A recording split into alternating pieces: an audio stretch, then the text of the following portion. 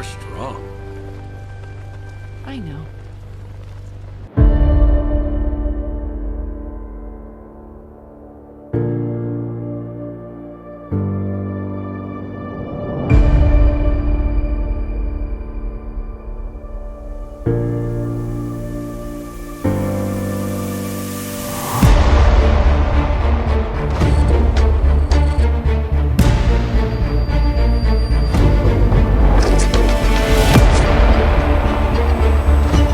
It's okay. I've got you now. Just like in the movies. Welcome to SuperWonder Legacy Episode 19. I am Jared. I'm here with Britt. What's up, Britt? Hello, hello. Today we are talking about the greatest battles for SuperWonder. Now, what we mean by this is battles that have involved Superman and Wonder Woman, and sometimes them together or them against each other. So there's a lot of really great choices here. Britt and I have both chosen a large amount of battles to highlight. So let's get into it. And by the way, yes, this is the best thumbnail I could find. I love, by the way, real quick, in this scene in New 52, when she's fighting Green Lantern, she goes, "This is giving me no pleasure, but I'm sure you've heard that before." Like, oh my God. New 52 Diana didn't have any type of filter. That's why I loved her so much. That's why I loved her in Superman. But then after she kicked Clark, she was like, after a while, she was basically like, "I'm sorry." She apologized to him, which was just so cute. Yeah, I love that. So we're going to start with some post-crisis. Wonder Woman versus Medusa. I love the storyline, and this was kind of adapted kind of loosely into the animated movie Wonder Woman Bloodlines, which, but still, this was actually a really dope bloodline where she has to fight Medusa, and they basically adapt the story of Perseus. And I mean, how great was it that Diana, poisoned her own self, blinded her own self to fight, and she won the battle. And it just like shows her fierceness, and and I like the fact that when she to get her eyesight back, Athena does the whole thing and her eyes turn gray. I like the gray. I love the gray eye color for Diana, and especially because it represents Athena, the goddess of wisdom. But yeah, this battle, it just shows Diana's, she never gives up, and she does anything, to not win the battle as a warrior, but win it as she will sacrifice anything, even if it's her own life, even if she does have to lose her eyesight, I don't know, if a limb is cut off or something like that, she will do it to save the world. Well, that also plays into the whole idea that was played within the New 52 when she and Clark basically have that discussion. They're like, the world comes first, ultimately. But the other thing I really like about this is the aftermath of it, because you see her, she's trained, she's essentially sparring with the Justice League, and she's blind, but even Batman's like, she's still as good. Right. It's like her other senses are enhanced, even. And that is a shame that even if she's blind, she can still like take on the league. And it's like, that is just so total awesomeness. I just love that. That's why I freaking love Wonder Woman. And I wish there were moments like this in the movies, in the actual movies, where she has to make some great sacrifice in order to achieve achieve victory. I think that'd be really compelling. Yeah, I mean, with the animated movies, Bloodlines, what they wanted to do was a Wonder Woman Hush type thing, or or to just have all her villains in there, and it just didn't work. Like, trying to first, the animated, that verse just wasn't built. That verse.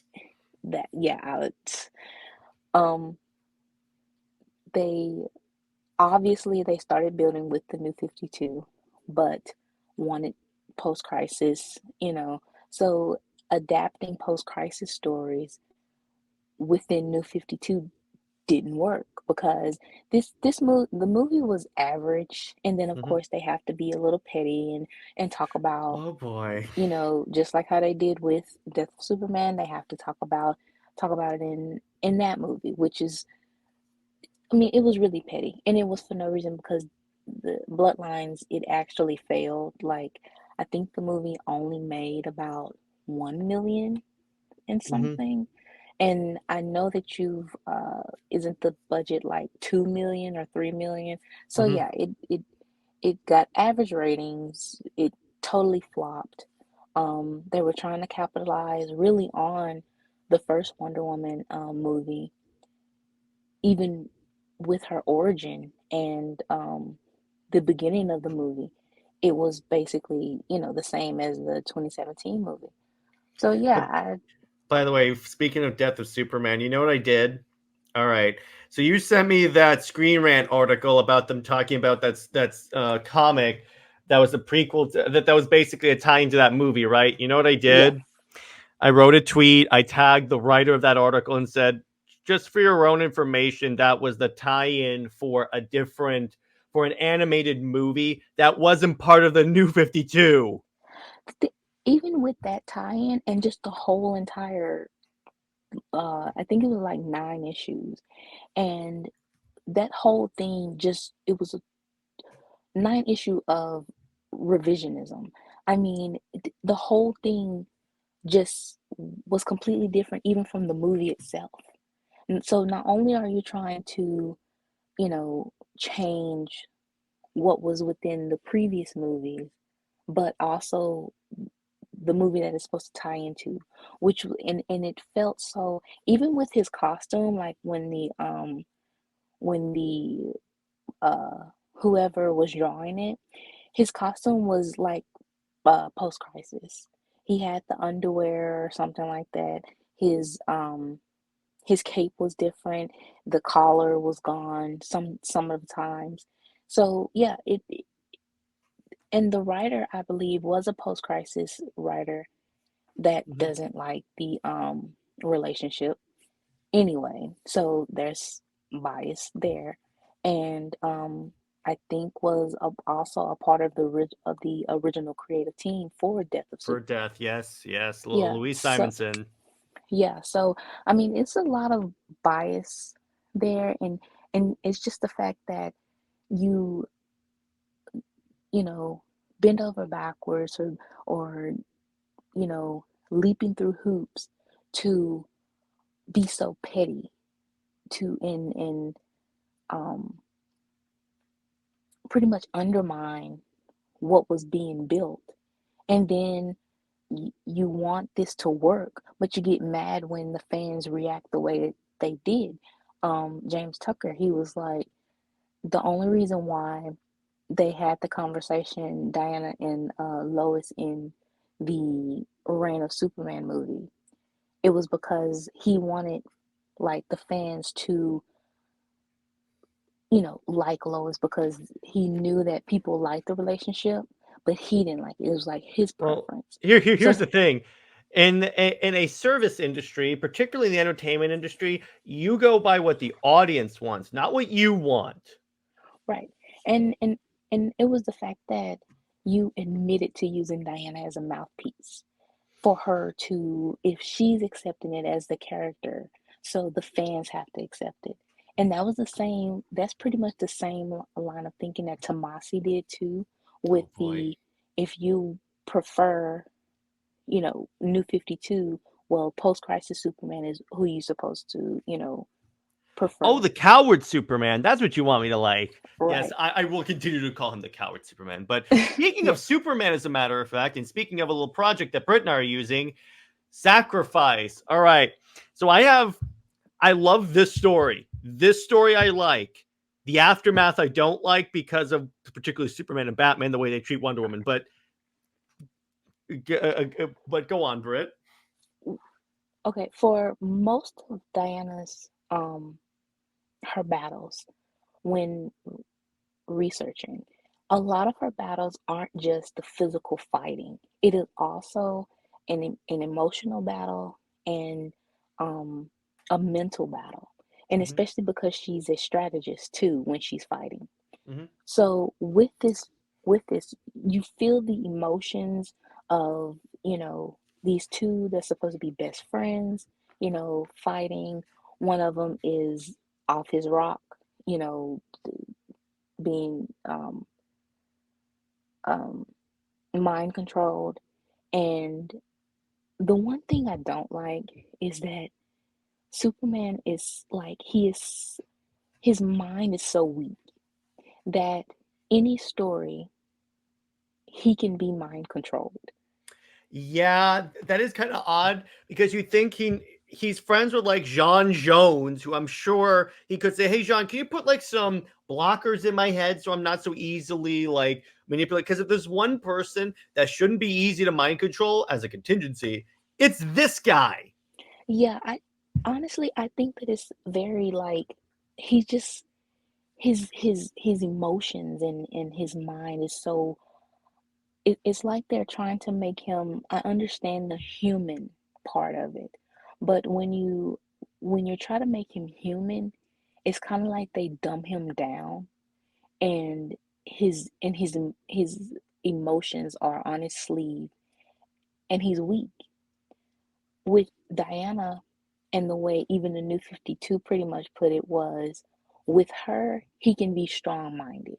He can like stay focused. And that, you know, except for like how in volume three to Mhm. Cersei, that whole thing, okay, that makes sense because she's magic and Yeah. magic is a weakness. But an actual mind, you know, reader or whatever, manipulator or whatever, that is just something that is just so easy Hmm. that it shouldn't be easy. So yeah, I didn't, and I didn't. I also didn't like that. Again, his whole going, you know, crazy is if he thinks something is wrong with Lois. If she dies, then he goes into a tyrant Well, it's or the something. injustice mentality, Britt. Yeah, I really don't like. And the thing is, this story was years before Injustice. This story was years before New 52. So for so many people to say, well, if Superman isn't with Lois, then, you know, that's a thing that came from New 52 or Injustice. No, this has been a thing for a long time, but it's very problematic. It's not, it's not romantic. It's not a healthy relationship. It's not love. It's an obsession. It's codependency. And this character, what he's what he embodies and what he's supposed to represent, that is like the total opposite and just a terrible picture of who he is as a character. Well, not only So, that, it's the reason why I have the issue with the aftermath is because Bruce and Clark both like disown her because she killed. But I'm like, okay, he was mind controlling Superman, and under the influence of the lasso, he said, "I'm never going to let him go unless you kill me." Bruce, you of all people should be like, okay, I normally don't like killing, but in this case, there was no other option. And he was mind controlling Superman, which you have contingency plans in case any of us go evil. So you of all people should be like, oh, okay, that's fine. And then Clark is like, oh my gosh, I don't know if I can look at her the same way. She saved your life from being mind controlled and turned into a weapon by Lord. right, I mean, with with Batman, that was Bruce, that was a total double standard, very hypocritical. I mean, yeah, you have contingency plans to kill every last one of the members of the league, and you feel like if they, the thing is, Diana did this to save the world. You do this because you have trust issues.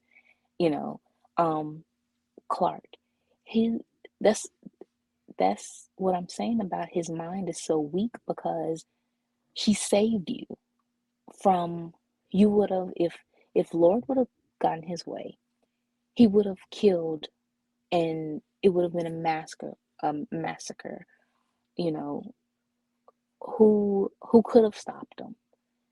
Even if John Jones, he could have done something like a mind battle or whatever. You couldn't know that. And also with the aftermath of the Trinity basically being broken, the thing is, of course, is all ways to not just break the Trinity, but break Clark and Diana's relationship too. And of course, it was written by Rucka. So Well, that should tell you everything you have to know. So exactly. there you And go. Hmm. what he wanted was he wanted to break Clark and Diana, but in a sense, like have this drama with Bruce and Diana and make them become close, like slowly do that. But and here's the problem, and this is my problem with Wonderbat. You literally have to force that because by your logic, she broke Batman's one rule that makes Batman like completely disown people. So if you're trying to put them together, this ain't the way to do it. Exactly. I mean, you're breaking, they don't even have that much of a close relationship or as friends anyway. So his whole thing of acting like a man child towards her and just being a hypocrite, that is not a way of all of a sudden you're in a romantic relationship. You know, the way Rucka wanted the relationship, it is so dysfunctional that it just doesn't work for Diana's character, and it's out of character. It's the same thing he did with Blackest Night. It Oh her God. Yeah, with her, she wanted to kill her mother and sisters, but the only way to break her out of that was for a man that was dead in the first place, and then they weren't together. She was with, I think, Tom Tresher in her own book, and he was with Selena. So yeah, it just does not work at all. Um, It's very forced, and that's the thing about Wonderbat is that the fans on Twitter act like it's the most natural thing in the world, and I'm like, really? Then how come you have to keep breaking these characters' rules to put them together? you have to keep breaking the characters, making them OOC. You have to keep, well, first, those fans, and we saw it earlier, you are editing or taking things out of context, um, taking other, like, obviously, obvious fan art of other couples or official comic pages or panels of other couples, and you're editing them, but then you're acting like they're real.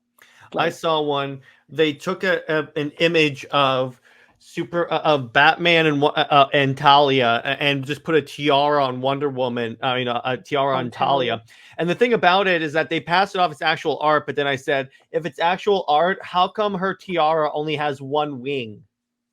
that, and also even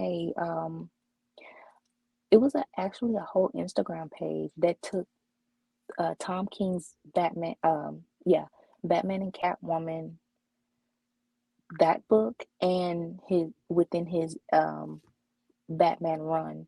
In those images, they changed Selena, like, um to, like, have longer hair, like they Mm. put longer hair and the tiara and the bracelets, or have a lasso or something like that.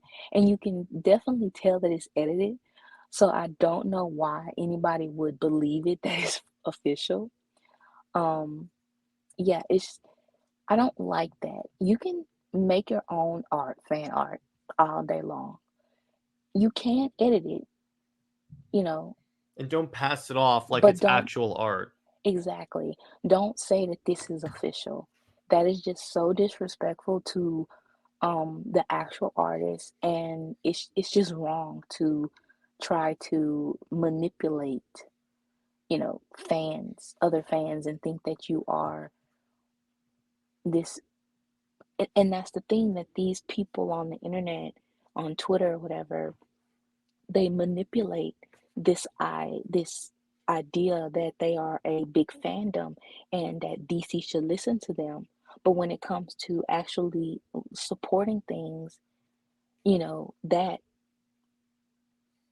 that certain group that made themselves seem so big is not actually as big as it may seem, and then that's why Exactly. DC is in the state that they're in. So yeah, Exactly. And we encounter a lot of that with the Clovis thing. But next one. JLA League of One, and may I say this art is stupendous. the painting of this was brilliant. I mean, it gives such a classic feel, Mm-hmm. and they should have animated this a long time ago. Yes. This is the perfect Wonder Woman story to animate, and it definitely put her on such a high caliber. And again, what I love about Wonder Woman's battles are it's not just a physical battle, it's a mental and emotional battle. And for her to like she knew how to take down each leaguer without the type of contingency plan Batman has. She just knocked them out or something like that. And it was so simple. Well, it's the wisdom Um, of Athena. right. With and I love the part where she takes the rock, the big rock with Batman's name on it and throw it at his head to knock him out. You know, that's hilarious. Um, how Batman he did try to manipulate her or, talk her down from her mission, but she stayed focused. And it was like he could not, how he think he can talk to her or any other leaguer, she is not the one that he can talk to like that. And that's what I liked about this story. And then even with Clark, first her telling him to look, and then she kicked him. Mm-hmm. That that was funny. And like I said, it's that part should be animated. And I also like the ending of her saying that I would do this all over again. If I have to sacrifice myself, whatever I have to do, because she sees the league as family. And also with Clark, he tells her that he agrees with her about her decision and he would fight by her side, though. You know, that was really emotional, and I just love that. Yeah, And it also she was. Mm-hmm. and Go ahead. also she fought a dragon. I mean, Yeah, Wonder Woman fighting a dragon is an image I didn't know I needed, but I do need it. yes. And like I said, this should be animated. DC has, instead of repeating the same stories, Instead of giving us constant Batman stories. constant Batman stories, or repeating the same stories with Superman. I mean, you did Death of Superman twice for no reason at all. Mm-hmm. And It kind of plays into that whole uh Infinite Crisis thing where Batman goes, the last time you inspired anyone is when you were dead. yeah, that I mean, DC is really pretty much validating that point. I Mm-hmm. it was meant to be like maybe an insult as a like not a joking manner because it was a serious moment, but to validate that, it's like, wow, DC, you are very much self-aware of your transgressions or whatever, and but yet you keep doing it.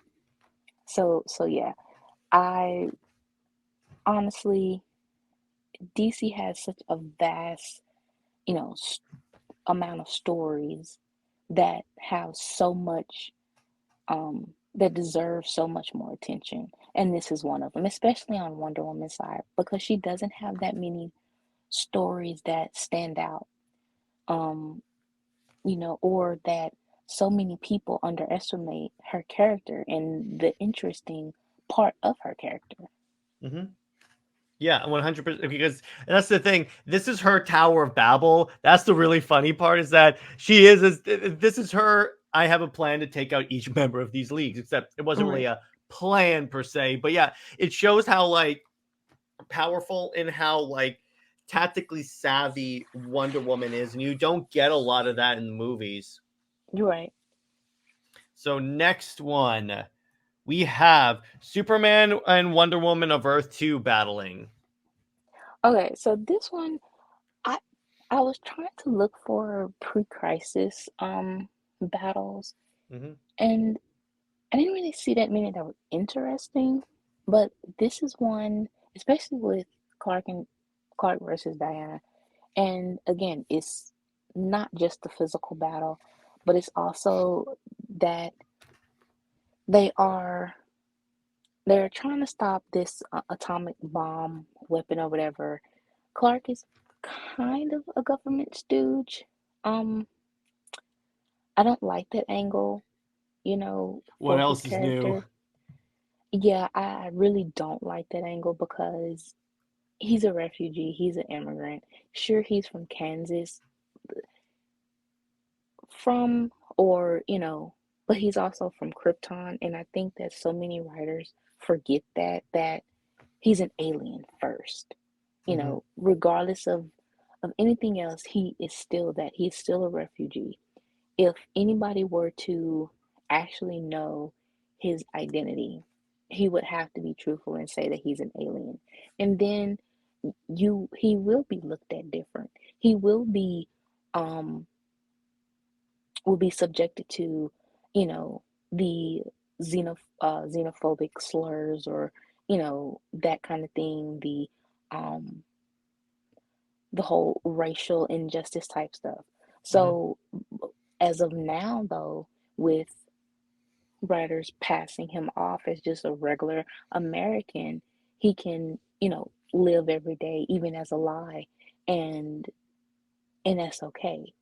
And then not only in the fictional world is he accepted, but also in the real world he's accepted. Because um, even with Tom King's recent Wonder Woman issue, the Sovereign or whatever, his I guess he is a personification of America's, you know, xenophobic, racist nature. So for some reason, Of the the undertow Sovereign, of the nature some have. yeah, for some reason, Sovereign, he accepts Superman as like the great, like some great um icon in America. Well, But with Diana, he is basically like, well, she's an Amazon, and we don't trust Amazons. We don't trust foreigners. So what is the difference between Superman and Wonder Woman? Why is it okay to for him, unless he is doing the, misogynistic route of which he he's a probably man. is. Yeah, he's also a man, Yeah, but my still, my problem with the Sovereign is not really just the character. It's that Tom King was trying to label him as Wonder Woman's Joker, and I'm like, don't tell me to like this character. Let me do it myself. and yet he's not a Joker at all. Mm-mm. Within 3 issues, he has not shown any type of, like, honestly, what does he have to do with Diana? Like, Not a with lot. That it'd be one thing if they brought in another god, but it's just an American dude. Honestly, yeah, this would probably work better for Superman. uh, it works better for both of them. Mm-hmm. And especially if you have Clark on the side of how New 52 Superman was, or Golden Age, is that he wasn't for America's government, not in the sense of how corrupted it is, but with post-crisis Superman and the Superman that we have now, that you would think that, and I did see this on Twitter, especially when yesterday, when uh issue 7 solicits were revealed, and to see the cover of issue 7, Mm-hmm. it made it seem like it's a versus thing, and that a lot of people question, and were in fear that, oh man, Superman is going to be a government stooge. Like he's going to take this side, which he shouldn't. And he shouldn't, not within the climate of reality now. He just shouldn't, especially even as being an immigrant or a refugee, he just shouldn't take any kind of side. Um, except for Diana's side, which is fighting for, again, the injustice of America. That, and the thing is too with Tom King, he is having Amazons killed. And apparently like over 200 has been killed, or under arrest, separated from their family, separated from their children, which again, that's not even explained. Um, but yet, none of the Justice League or even Diana really has shown any type of genuine emotional reaction to it. Yeah, and that's kind of weird because you would think they say like in a dialogue like Superman has like spoken out in defense of Wonder Woman, but we don't see it. And at a certain point, I think he would get a lot more involved on Diana's side if Amazons were being like wiped out. Yeah, I mean, if you want them to be the besties or whatever, yeah, it will be very much more impactful and more emotional if you showed Superman speaking out then. But just saying it and not showing it the story falls apart. Exactly. DC has this problem where they do too much of telling but not showing, Showing. and not enough showing but not telling. They have that whole thing reversed. And by the way, this is one. This next story, which I knew you were gonna pick up, this next battle. I knew it's gonna be on your list. Is hang on, I gotta switch slides. Wonder Woman 175. I knew you were gonna pick this one. Yes. You reference it every episode. Because this is showing, like I said, I love the emotional stakes. I love it. Battles, it needs to have more than just punching. And that's why I can't stand Death of Superman, because it's just who can punch the hardest. Is no true, it's a gimmick first of all. And they use, in the original story, they use basically C-listers. So, Doomsday can wipe them out or whatever, and so Superman can be the hero. And conveniently, Wonder Woman was, I think she was off in space or something like that, so she couldn't be there. Batman was doing his own thing. He couldn't be there. I mean, what can Batman do? I don't know, but I'm I just saying. think if I remember correctly, Batman had his back broken by Bane. Oh, well, he definitely can sit out on that. Yeah. There's nothing he's gonna do. Even healed, I'm pretty sure. Paralyzed from the waist down, he's gonna do diddly squat. Right. But yeah, but then in the animated movie, they nerfed the big seven. I mean, they did. They totally did. I'm like, wait a second. You're telling me Green Lantern can't throw Doomsday into space? Yeah, to make the story work, they had to nerf them. And Diana, the thing is that her sword, it can split atoms. So you're saying that it's gonna break with Doomsday?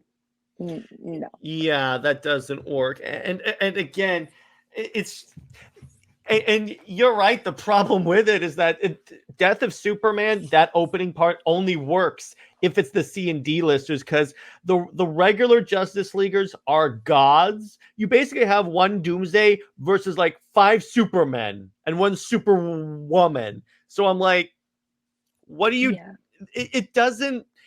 I get what they were going for, because at the time that was the Justice League and they couldn't do the whole setup of everyone else being alone and then the D-listers show up. But that part only works for if this the D-listers. Yeah. Having the A team is just no. I But and I believe that mhm. Tomasi did kind of admit that too. I mean, you're admitting the fact that they have so much confidence in themselves to ruin, you know, plots and everything like that, and to so confidently admit that you nerfed because he had to die.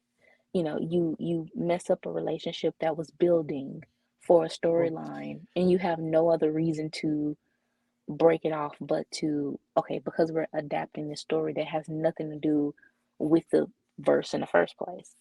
yeah. Um, I mean, at least when they did it in Batman versus Superman, it was just Superman, Batman, and Wonder Woman, so it's a little more believable that Doomsday would give them a run for their money. I mean, honestly, Batman didn't even do anything there. So, Well, he did. He shot Doomsday with the kryptonite grenade, and that weakened him, so Superman can stab him with the spear. yeah, yeah, it was okay. But my But point is that part is more believable because it's just the three of them. that's true. That's true. Yeah. But if it's like 7-1, yeah, If they it's could. if it's the League and Zack Snyder's Justice League, I'm like, no, that's not going down so easily. But what I love about this scene that you picked is, again, this one right here, this panel right here, because regardless if you think they're romantically attracted to each other, that is the important thing about Wonder Woman, because Superman inspires, yes.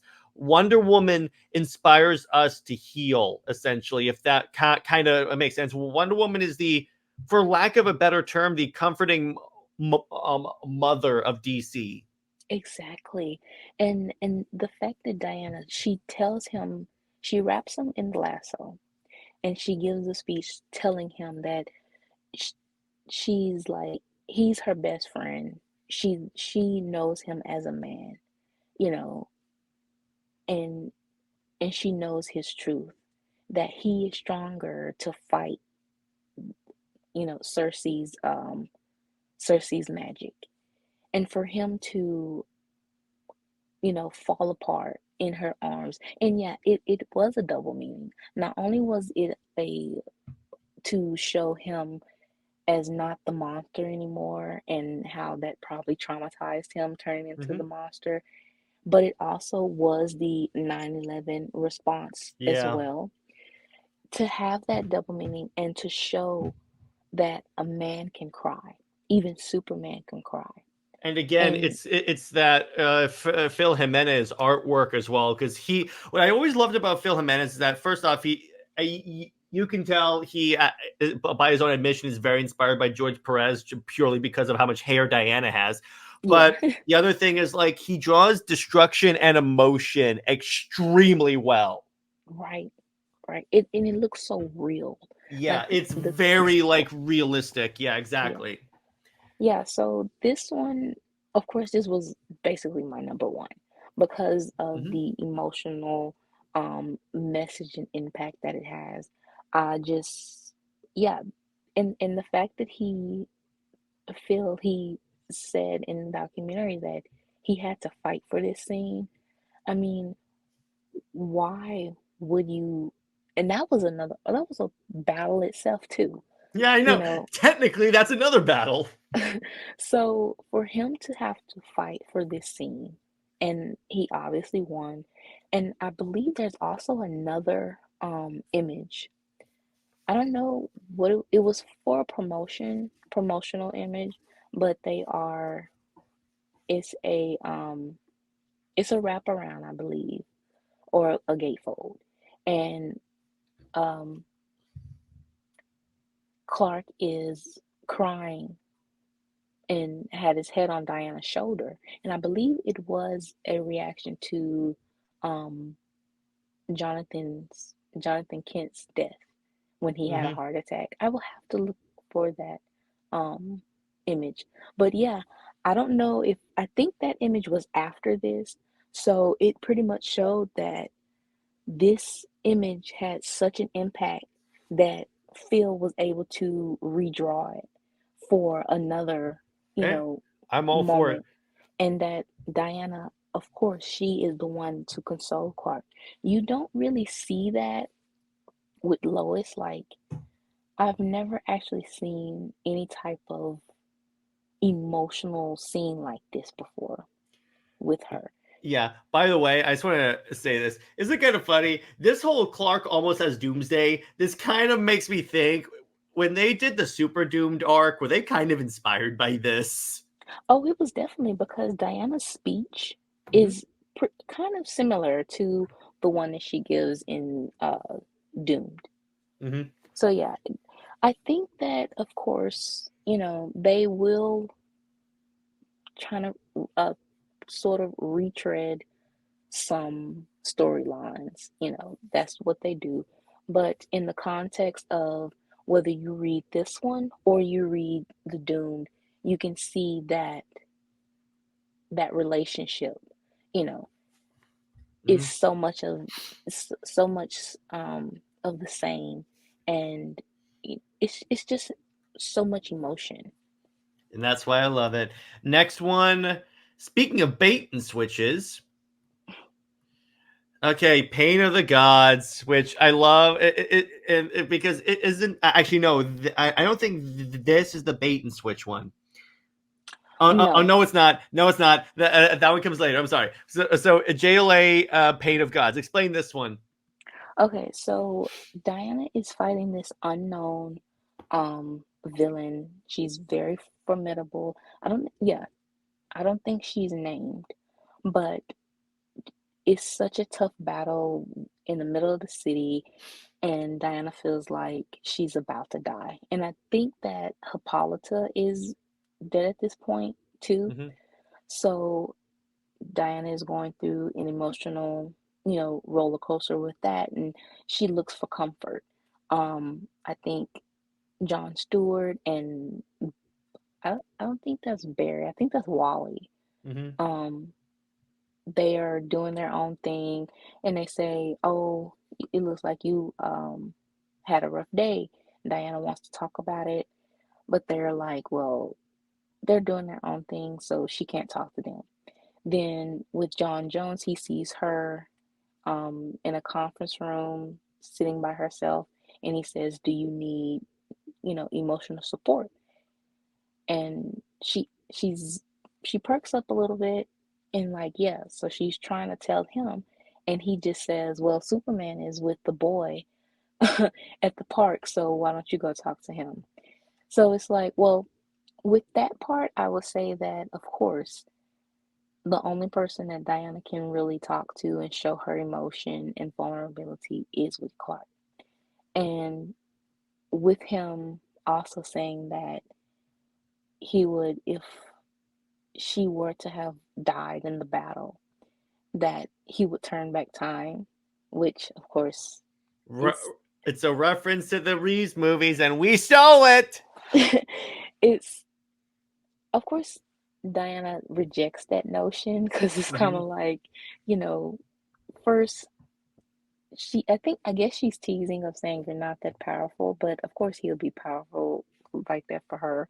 But also reversing time is just so it's unethical. Don't do He'll that. be like, Barry, can you go back in time? That's not going to turn out so well, bro. No, don't no, we're not gonna do that. Mm-hmm. So, but yeah, with this battle, it's just the fact that again, Diana's emotional, she's going through an emotional roller coaster.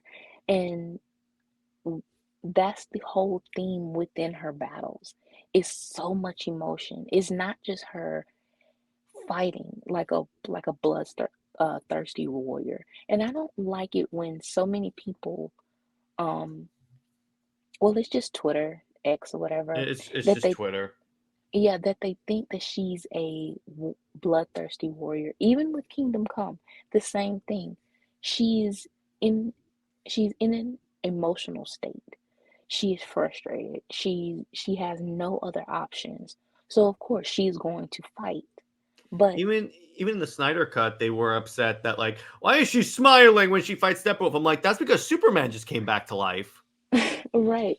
Um or even if she does enjoy the battle, she's not happy go lucky just decapitating people. No, she's not doing that. It's just a it's an adrenaline rush, Hmm. and she's gonna have fun with it, especially when she has like this. Even Clark has done it too, has this cocky attitude of, fighting a villain. You talk smack or whatever, that's just what it is. But it's not like she just enjoys it like she's a villainess, or something deep down. No. Um, so yeah, that is within researching these battles, I see that Diana's theme is very much a um more of emotion within her fighting. Sweet. So with me, all right. So now we're up to a few of my picks, and I picked a couple of post-crisis battles. All right, our world's at war. Oh wow. We both did, ironically, because it's one of those things where I'm like, well, she missed this one. No, she didn't. But the moments I specifically picked for mine, and you actually had a really good one, where like she's saying, Cal, I know you can hear me. Essentially, be safe. The one I picked is when, so the basis of our world's at war is this being called Imperiax wants to like destroy the earth, essentially. So it's all the superheroes against Imperiax. So Wonder Woman, I think, ruptures his suit and it causes this massive explosion. And he's like, I can't hear a heartbeat of Diana. He's like, no, not Diana. He just flies straight for her, and essentially tells Arthur, take care of them. I gotta take care of Diana, ignoring Lois's hails as well. And he's like, no, you gotta help her. Yeah, that it, it was two instances, I believe. It was that when they're in space and he like leaves everybody and he just totally forgets. Everybody else is just like not in his focus at all. It's just Diana.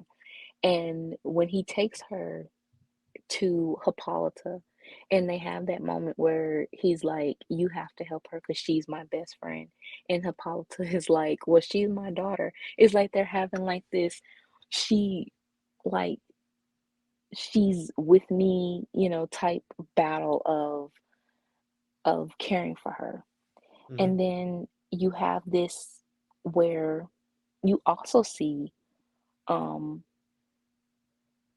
Clark is torn, which he shouldn't be, because it is a thing that he has to, as Superman, as a superhero, he has to make sacrifices. Mm-hmm. But with Lois, it's kind of like she was so selfish and unsupportive within the storyline because she was saying how she missed Clark, how she, like, when she calls for him, he is supposed to stop and go to her. You know, when one person, you put you're putting one person above the whole world, that what kind of hero are you? You know, look at it in reality. Firefighters, police officers, um, people within the military, they are putting their life on the line. They are leaving their families or anything like that to save other people. And that's the same thing that the Justice League is doing. And they don't think twice about it. But with Clark, he's always thinking twice or questioning himself. It was even in a recent issue during this Beast World event, is he apologizes to Lois that he's, you know, a hero, that um she's not really dealing with anything, because of course he takes her all the way to the fortress to be safe. Mm-hmm. Just one person. If you can take one person to the fortress, you can take a bunch of people to the fortress. Yeah, exactly. So you are apologizing for doing what you chose to do as a job and your purpose as being a hero. And you also, are questioning what it'd be like if you were normal. And again, that is something that Superman just shouldn't do. And then you see the difference with Diana, though. is that she is giving him after she's lost her mom, because I think when she tells him to move forward, that speech part is that this is after Hippolyta has died. Hmm.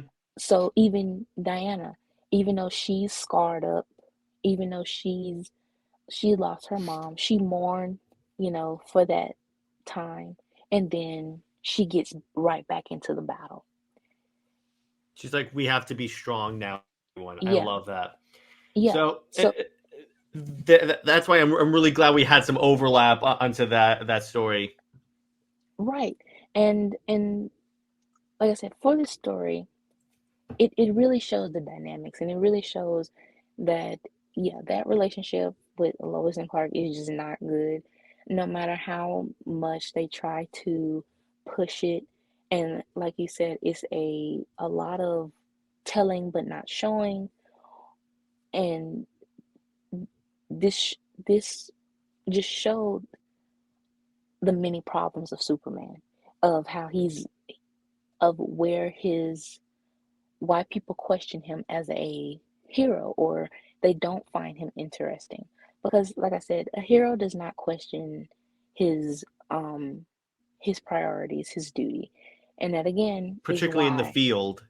right, and that again is why when Superman and Wonder Woman, they made the vow, or that the world comes first. And if we break that, then we And break our actually, relationship. according to Wonder Woman in the book, they didn't even have to have the conversation. It was understood. Right. So if you have that type of understanding, and it's communicated with your feelings or anything like that, that is very much a very healthy relationship. That you Exactly. have that understanding. It's an unspoken understanding, and you're in sync with each other.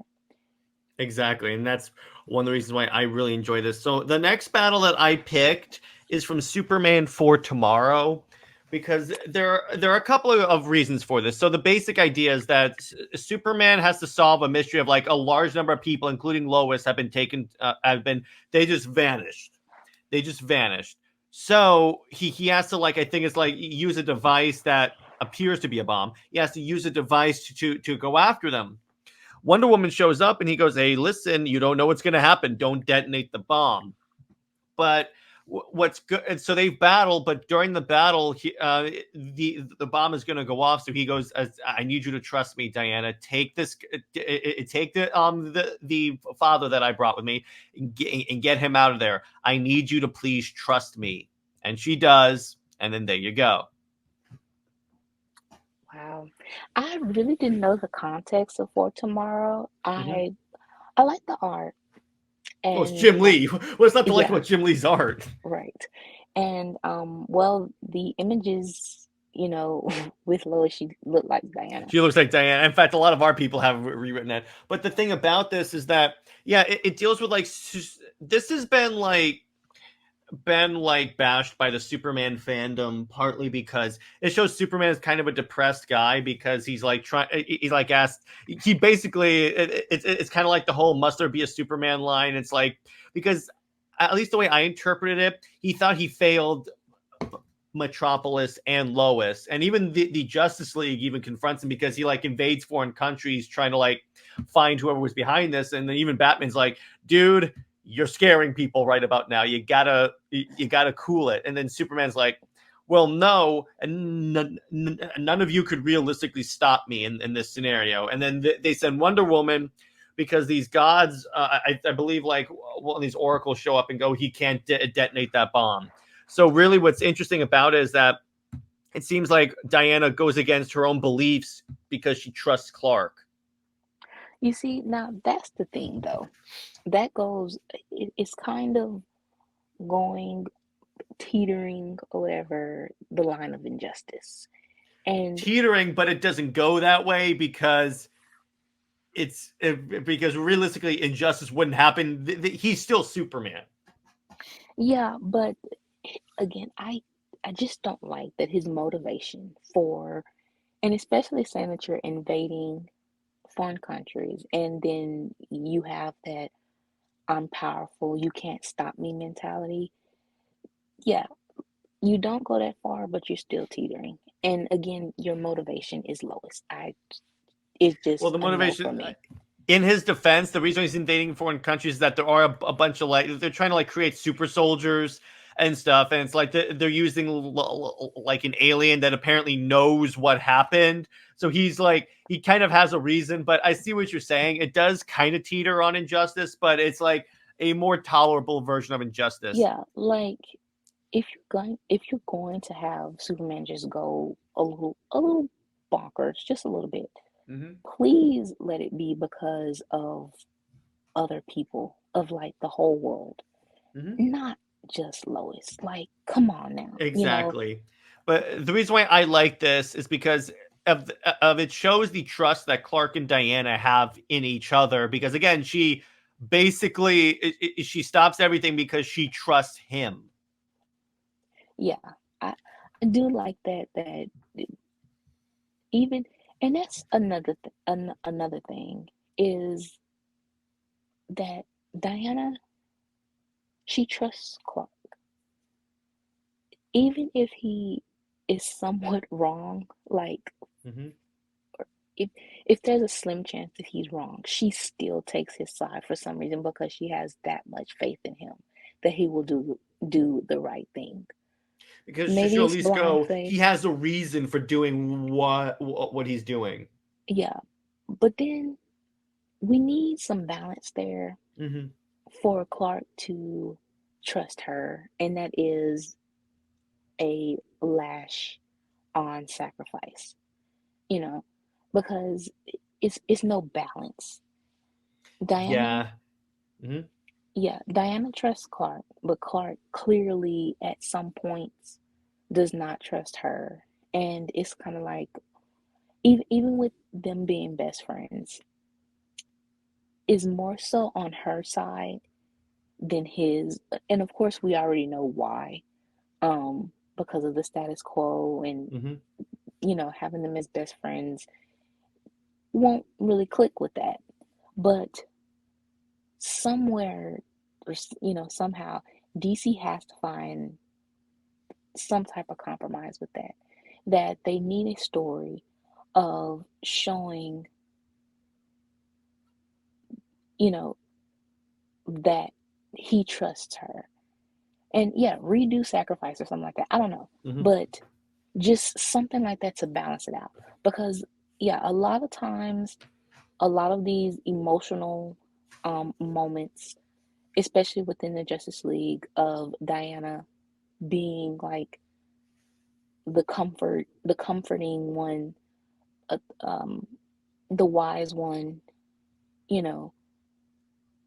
And like I said, maybe it's blind faith. I don't know, but the fact that she is so trusting of Clark, it needs to be more reciprocated. Well, true, 100%. Next, we get to Britt Meyer's favorite period of DC, the New 52. Yes. So I picked their first meeting from Justice League Origin because it's just so awesome when she's like creatures of evil back to Hades, and also you have Superman. This is another good Superman moment where he's like fighting parademons. He picks up a truck and goes, "Come on, smile for me," and he just whacks him with the truck like it's a baseball bat. And then I love Diana shows up. Green Lantern goes dibs, and then all Superman says is, "You're strong," and she goes, "I know." I just Yeah, love that attitude. yeah, it shows how young and vibrant they are. It shows how it's not that they are having fun with, like I said, it's not a we like beating up demons or people or whatever. It's just that they are, you know,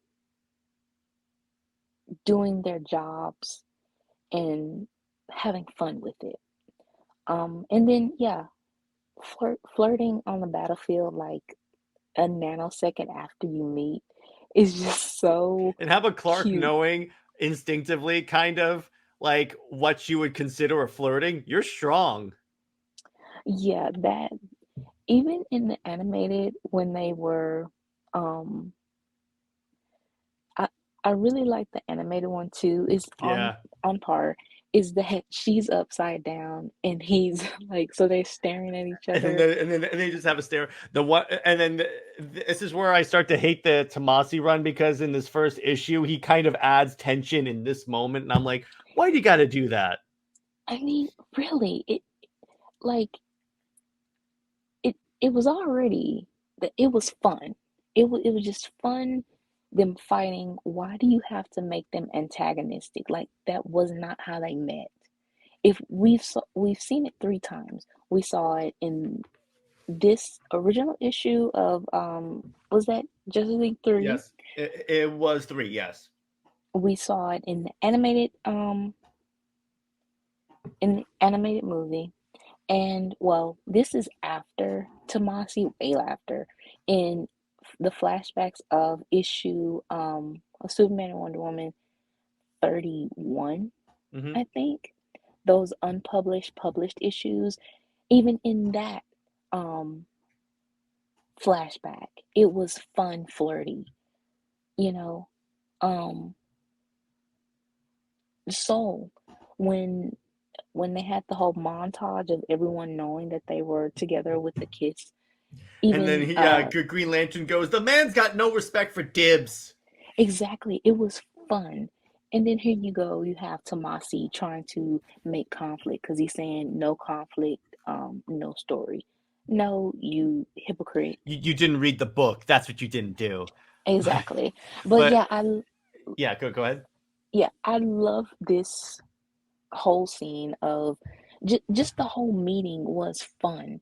And it does kind of reflect back on post crisis when they meet in Legends, or Clark's dream of them fighting, and Diana kind of has the same type of like movement. Mm-hmm. I think they're fighting robots, but Mm-hmm. it's pretty much the same. Mm-hmm. And I he also falls for her love then. this. Really communicates how powerful they are, because look at how many parademons they're fighting. Like, Yeah. there is a lot of parademons. Like, Yeah, wow. And again, I just love Clark going, "Smile for me." I swear, New 52 had some of the best Superman moments ever. he had, just like what the DL said, he was trying to give them swagger, and he did. New He 52 Superman, succeeded. he very much had a swag about himself. He was modern golden age in all the right ways, with his attitude, with his you know, with his priorities and everything like that. And I said, I love the suit. Oh, The that armor. The armor is so badass. Sure, you can get rid of some of the lines. Mm-hmm. I, whatever. And maybe lower the collar just a little bit, Mm-hmm. but the slickness of it is And then no so trunks. good. And then no Exactly. trunks. That's the good part. But my next one also comes from New 52 Justice League. It's the Throne of Atlantis date. And first, I love the entire setup for the date, because he takes her to Smallville. Basically, and this is one of the things I've said about why Superman works for Wonder Woman. He teaches her how to be more human. And he's like, hey, there's a life outside of the Justice League. You don't have to be Wonder Woman all the time. And it works even for this one, because in this universe, she wasn't an ambassador. So she was just Wonder Woman 24/7. He goes, we can just have a little fun, right? And then, of course, Throne of Atlantis happens. And then I love the lights go out in the restaurant. Wonder Woman goes, Clark, what is it? And then Clark goes, it's a job for us. And he's taking off, he's doing the shirt rip, and you can see the nanobots turning, and then the lasso putting the suit. And then I love the aircraft carrier shows up. It's like going through Metropolis. And then Jimmy goes, did you hear that? Oh, it's Superman. And then you have like them like holding up the aircraft carrier. Even this, they definitely should have had this in the animated show, Yes, animated this is a movie. moment I wish they put in there. Especially this is a job for us, Mm-hmm. because and yeah, them transforming into their suits, that is such a powerful image. It shows two equals. It shows them being a team, being a partnership. I Hmm. love that. And yeah, I love the um from Justice League 14, when he shows her Smallville first, Hmm. and they go get pancakes, just a simple thing like that, and then going out to the restaurant. And yeah, it's showing that the whole theme for New 52 Diana was that her world was mythical. It wasn't, she wasn't in, because she was so young, she wasn't an ambassador yet. But she did have that, especially with Hesha that Charles introduced. Hmm. She was pretty much going along that line. And in the movie, Clark says that she's a diplomat. So I think that they were trying to lay that foundation of her Hmm. um becoming. The only thing that I would have done differently was they should have introduced Julia and Vanessa. Yeah, that would have Es- been fun. Especially with Julia, because she is a professor, and that is where Diana pretty much, I think, that is when she becomes um, inspired. Even if Diana becomes like an educator, like a Hmm. professor herself, or yeah, she becomes the ambassador. Um, they just should have done a little bit more with that. But with Clark teaching her how to be human, I wouldn't say human. It's just more like she's kind of like a celebrity. And Hmm. a celebrity, the paparazzi is always Hmm. trying to take pictures. So he's basically just giving her a private life. And it's more so like acting to a celebrity trying to have their private life Oh, that makes and sense. going in cut. Yeah, I don't really like the human to Hmm. say she's being human, because she is human. She is She's human. Yeah, that's the Yeah, funny part. I'm like, she's just an because earth she has, woman. yeah, she's a woman of Earth. Yeah, she's, even though the Amazon, and the thing is, I guess you have to basically simplify it and like lower it down to a bunch of 5-year olds, whatever that Kind of. mean. Have you seen the people on Twitter? Right, but the Amazons are women of Earth. All all they are centuries of women who have been abused, who have died, and they were reincarnated. That's it. That's where the mythical part comes from, but they are still very much Earth women. Hmm. They, you know, they might be taller than some. They might have a little bit of super strength or whatever, not too much, because regular Amazons, I think, are kind of like, I would say they are akin to bodybuilders, you know? Hmm. It that's pretty much their level. A little bit higher, but that's it. But yeah, to say that they aren't human is just totally wrong. Okay. And to say that Diana has to learn to be human, no, she's already human. She does not. She does not.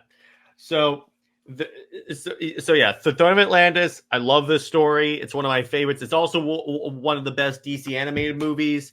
But next up, we reference this book every single show.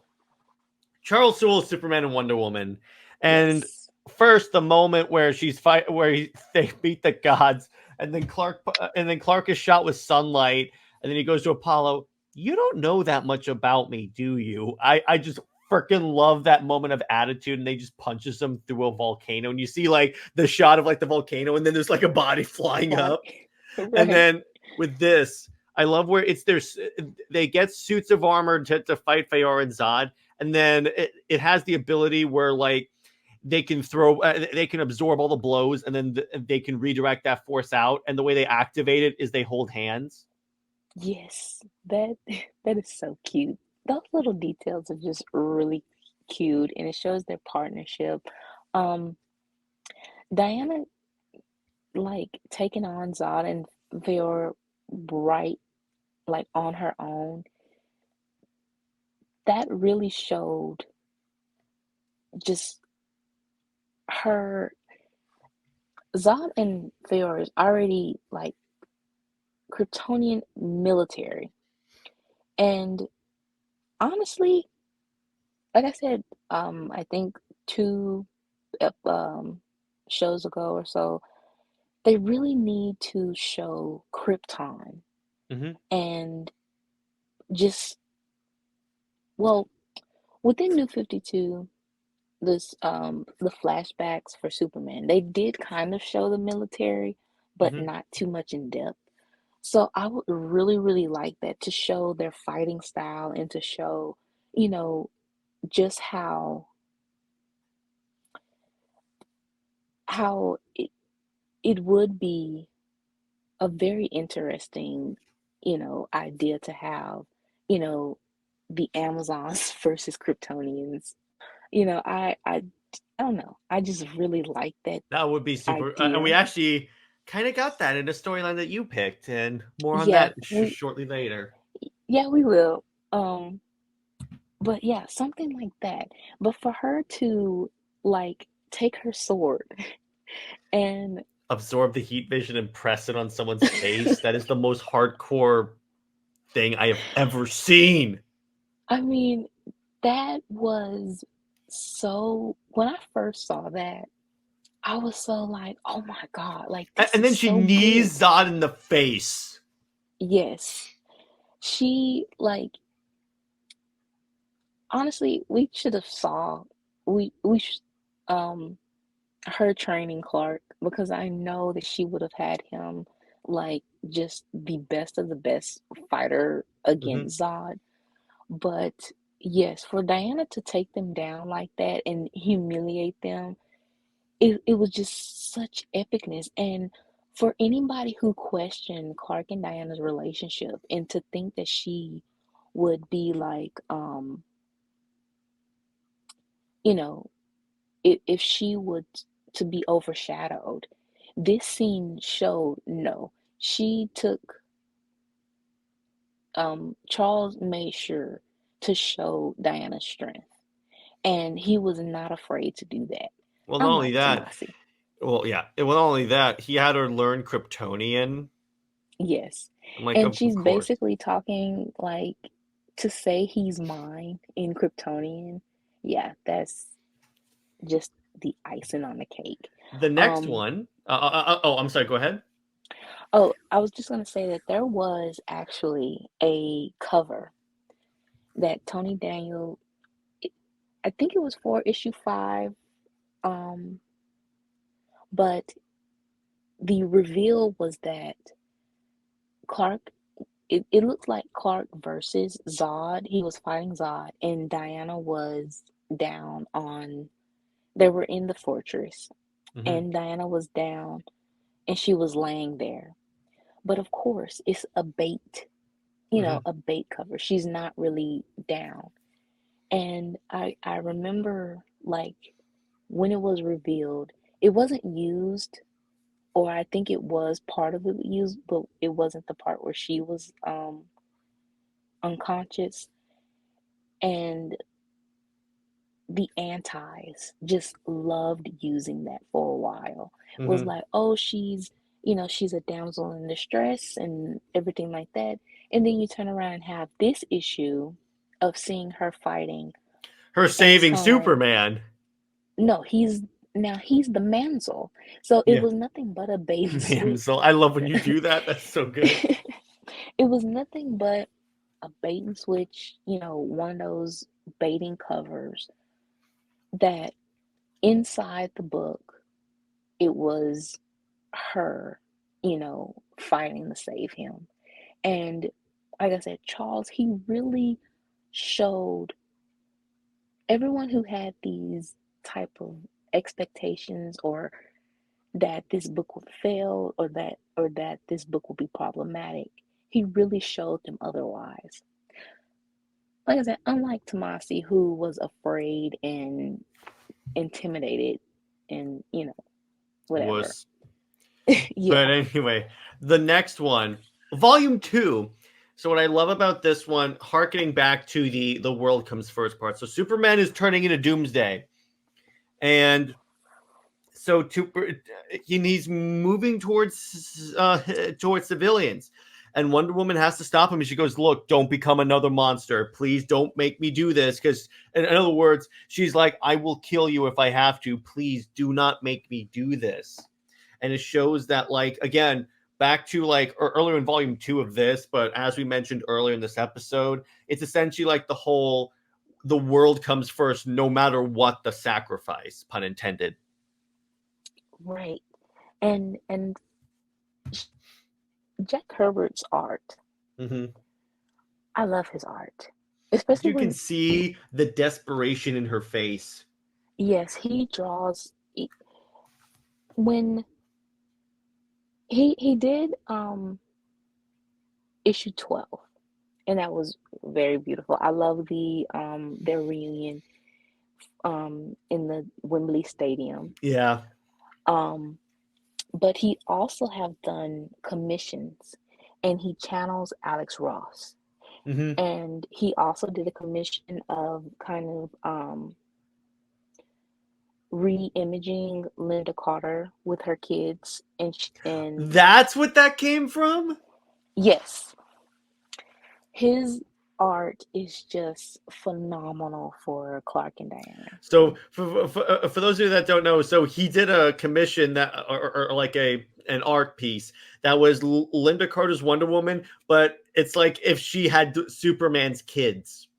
Yes, it was for a photo shoot she did, of course, back in the 80s. Mm-hmm. And um he just recreated it for her to be dressed as Diana, and her kids to be Jonathan and Laura. Which, by the And way, she is also pro Super Wonder. So there you yes, go. Moving on, my favorite DC story of all time, Dark Side War. And the reason why I picked this one as my last pick for the new 52 is that so the basis of the story, the Darkseid goes toward the Anti-Monitor. The Anti-Monitor wins and kills Darkseid, and then through a series of events, the Justice League are all like supercharged and turn into gods. Superman becomes the god of strength because he was dropped in the fire pits of Apocalypse, but it like inverted his costume and his morals. And the thing is, he's fighting Diana, and Diana's like, "No, I'm not." He keeps telling her, "Fight me, Diana, fight me." And she goes, "No, you don't need me to fight you. You need my patience, my love." And it basically shows how they are a check on each other. yeah, even though, you know, this storyline was in the midst of Jeff Johns, like his this synergy Oh of yeah. DCEU, when he was trying to like have Diana have feelings like out of nowhere for Steve. Mm-hmm. Yeah, that part of her, again with the lasso, with talking to Clark, she's the one to break him from going insane or whatever. Mm-hmm. And for that, and that's the one thing that I don't like about Injustice, is that Diana would never, ever make him, be the devil on his She shoulder. would never corrupt him. And that's the thing. Say what you want about the Injustice animated movie. At least it had Wonder Woman go, "Okay, you know what? This has gone on far enough." Right. Um, it just shows how, if she wasn't on his side and how she would fight, there wouldn't be a story. It Mm-hmm. there wouldn't be a corrupt Superman if she was in character, and if she, just like with Kingdom Come, she's the one that, even though he's stubborn and was stubborn for like 10 to 20 years or whatever, she never gave up to make him become the man and the hero he was supposed to be again. Mm-hmm. She's the one that brought him back. Yeah. So even with Wonder Woman 175, with this story, with New 52 doomed. Anytime, or even with Sacrifice, Diana is the one to bring Clark back to reality. Yeah. And for anyone to just take that one, first of all, it's an elsewhere. No, first of all, it's a video game to Yeah. make to make the characters fight each other. So that's one strike against it. Then it's an Elseworld. That's another strike that it Well, here's the doesn't thing. really. Th- I see a lot of antis use that using justice against us, but they're the ones that if we bring up like Kingdom Come, they'll go, "Well, that's an Elseworlds," and I'm like, Yeah, Injustice is the same thing, but even worse though, it's a video game. "Yeah, the And comics are meant to promote the video game." yeah, it's a tie-in. And even with it, it's a bizarro version of Kingdom Come. It's Hmm. the total opposite. It's the negative of Kingdom Come because if if Diana was in character, Clark would not turn evil. And you have actual canon evidence of this that she will talk him down. And even with the lasso, I mean, if they nerf the lasso so much, it it's supposed to show your truth. So when you like if he touches it or something like that, he Hmm. would so is that his truth that he is within the injustice universe that he actually is kind of like a codependent evil idiot or something like that Apparently. um that needs to be coddled and stuff by Lois or whatever, or he's so codependent and attached to her that Hmm. he needs her to be the hero. Even with Diana, she's manipulative in there. She's a liar, but she has the lasso of truth on her hip. You know, technically she cannot tell a lie. So, all of these elements within injustice, it's anytime somebody tries to use that, you can debunk it like so fast. Yes, exactly. Now we've got a more modern stories, a little more modern, and now we're back to a pick by Brit, and she picked going. Remember when I mentioned a certain universe, Dark Knight 3: The Master Race. And speaking of Yes. Amazons versus Kryptonians, which I freaking love, but I love where Wonder Woman calls up Batman. She goes, "I just want to let you. Think you should know." The Kryptonians are attacking Themyscira, and then Superman just wishes off. Yeah, that first of all, Diana having a baby on her back while fighting a Minotaur, and then she's fighting they're Kandorians, Mm-hmm. I think. So, well, Kryptonian Kandorian. Um, she's fighting with baby John on her back, blood everywhere, and I think John. There's even a panel where he's smiling. Yeah, right So there, he's like, right there. He's yeah, like, so "Oh, he's I'm liking this." Wee. yeah, so he's like enjoying this fighting. And then you have, well, first, the whole montage that I picked was that it showed the SuperWonder family, or, being such the powerhouses they are. Diana's Yes. the queen of the Amazons. She's fighting for her island. And when she opens the doors, she realized that, you know, that being isolated is it wasn't good for them. Mm-hmm. So, that it is limiting. So she shows that once she opened the doors to Superman. And he's the one that is let in, of course, because she trusts him. And he is her, I don't know if they're married in this universe. Either way, he is her. And I just love where she's bloody and all of a sudden they're just making out. She goes, "It's good to see you, lover." Yeah, it's like that. And then you have where Clark, he shows that he's been holding back the whole time. Mm-hmm. And Bruce's reaction, he's like, oh my God, like I thought that I've beaten you all these years. I thought I was the top dog basically, but it's you that just has held back. And to see Clark let loose, and he basically had the same golden age type cocky attitude when fighting. And then you have Laura. She wants to sacrifice herself, and I forgot the villain's name, but she throws or she hurls him into the It's an sun. evil Kryptonian. Yeah, she hurls him into the sun. And it's like, wow, that it shows her growth Hmm. as, a teenager. At first, she saw the world in such a, she was so angry and she despised the world because she was hidden. And that's also another thing that if Frank Miller were to have even a year one Wonder Woman or finally finish All Star Batman and Robin, but I would definitely like to see Laura's beginning because she has so much background. Or hear me out on this. He does a Superman Wonder Woman book that's the origin of their relationship.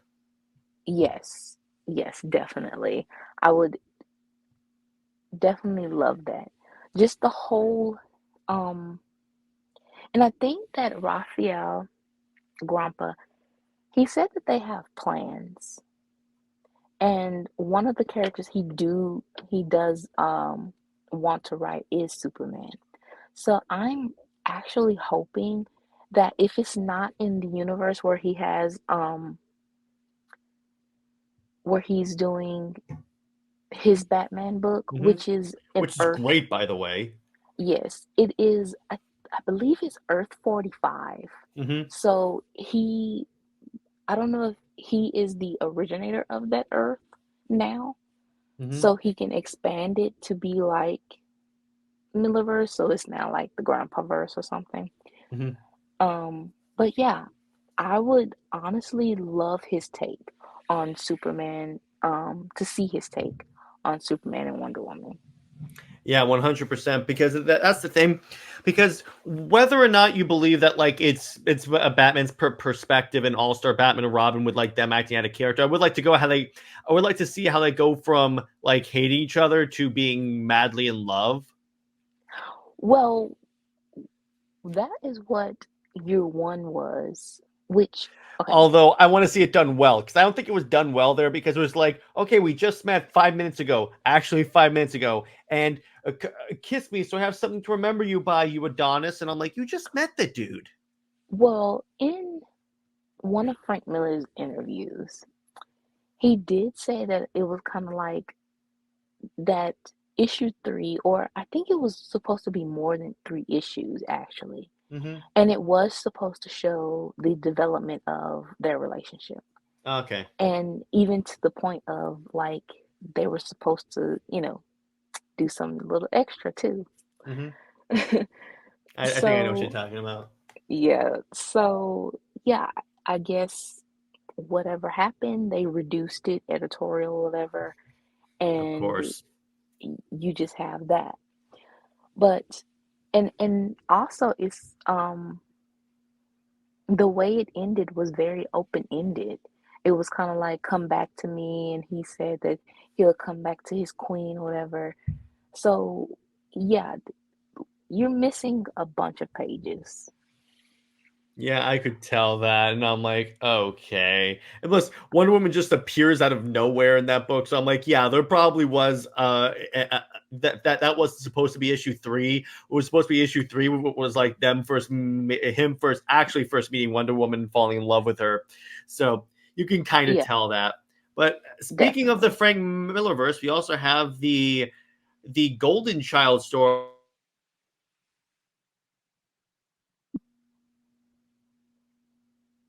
which I very much enjoy. Yes, this story, again, you have this crazy playing field of, yeah, we need to see how Clark and Diana actually, solidified their relationship. We have these gaps of, you know, all-star Batman and Robin of them.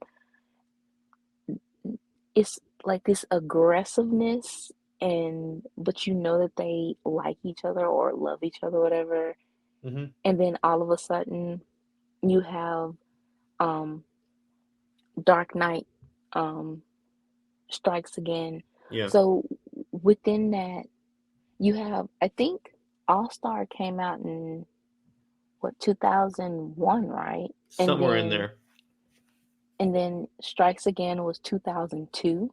Hmm. So, but the thing is, All Star Batman and Robin chronologically is when they were younger. Hmm. So that is first, and then Dark Knight Returns, and then Strikes Again.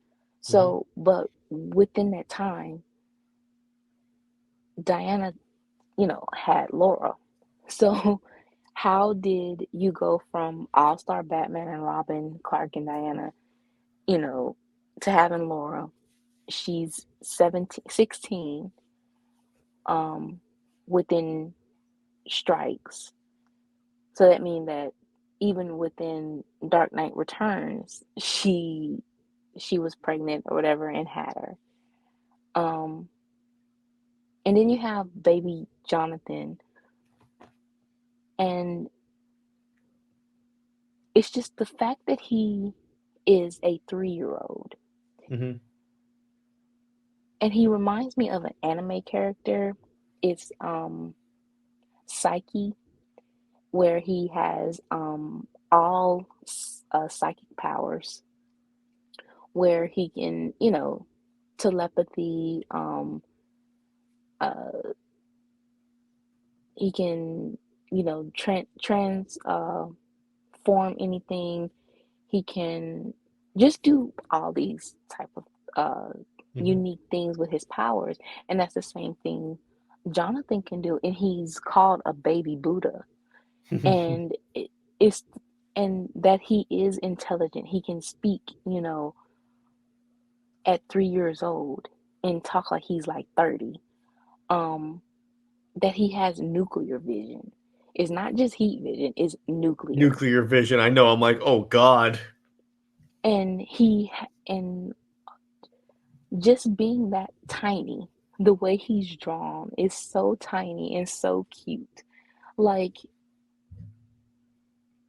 it's so much better than John, uh, Yeah. than Plus, Rebirth John, because mhm, Rebirth John is just a copy of Clark. This that's what it really John, was. yeah, this John, first, your mom is in Amazon. She's a queen. She fought a minotaur and anything else with you on her back. She, it seems like she trained your sister. She, obviously she's going to train you to be a warrior and, or, weapons and everything like that. And then you have these powers. And DC doesn't have that uniqueness at all. Superman and Wonder Woman bring so much uniqueness, and for it to extend to their kids. Even with Kingdom Come John, he is the guardian of hyper time. Hmm. He's a time traveler. So for these kids, for Clark and Diana's kids to be so powerful, and they have very unique powers from, they're not just what Clark and Diana has. They just become totally unique. And they also, even if they are called like Supergirl or Superboy, that's just, or Wonder Girl, or whatever, that's just their like kid name. But then once they get older, like John from Kingdom Come, he becomes Hyperman. He's not another Superman. Hmm. He doesn't have, and also his suit is dated, but it Hmm. was still unique of that time. Was that it was trying to infuse Clark and Diana's to showcase them. Even the the design and the character that was wasted was Wonder Star from Tomasi, Mm-hmm. because his suit was gold, which it was pretty okay. Um, but his name, Wonder Star, like that pretty much Clark's name, I think, within within the context has something to do with stars. And then you of course Wonder Woman Wonder. So Wonder Star is just a name that could be for their kid. Um, they could have adopted him. They could have been um, his mentors or something like that.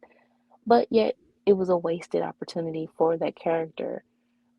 But yeah, you could do so much different things, and this is what DC should be investing in, than the same old that obviously isn't of interest. This one shot with Carrie, Laura, and John, I think it sold, I would say, over 200. Jeez. I think I know that it did have like a bunch of variant covers. But still, it's um like, wow, that's better than Superman Wonder Woman did. and well, it is being the fact that it is uh within the Dark Knight Millerverse. universe. Yeah. So of course it's going to sell, like it's Mm-hmm. going to. And actually they do have the absolute 2024 edition of Master Race coming out. So I can't wait for that. I really hope that within this time, like, Frank Miller still has, I think, two more books that he's supposed to have for DC, unless, of course, they In his fumble. continuity? Well, it was a contract that he had. He has, it was a 5 book deal. Mm-hmm. He did Golden Child. He has a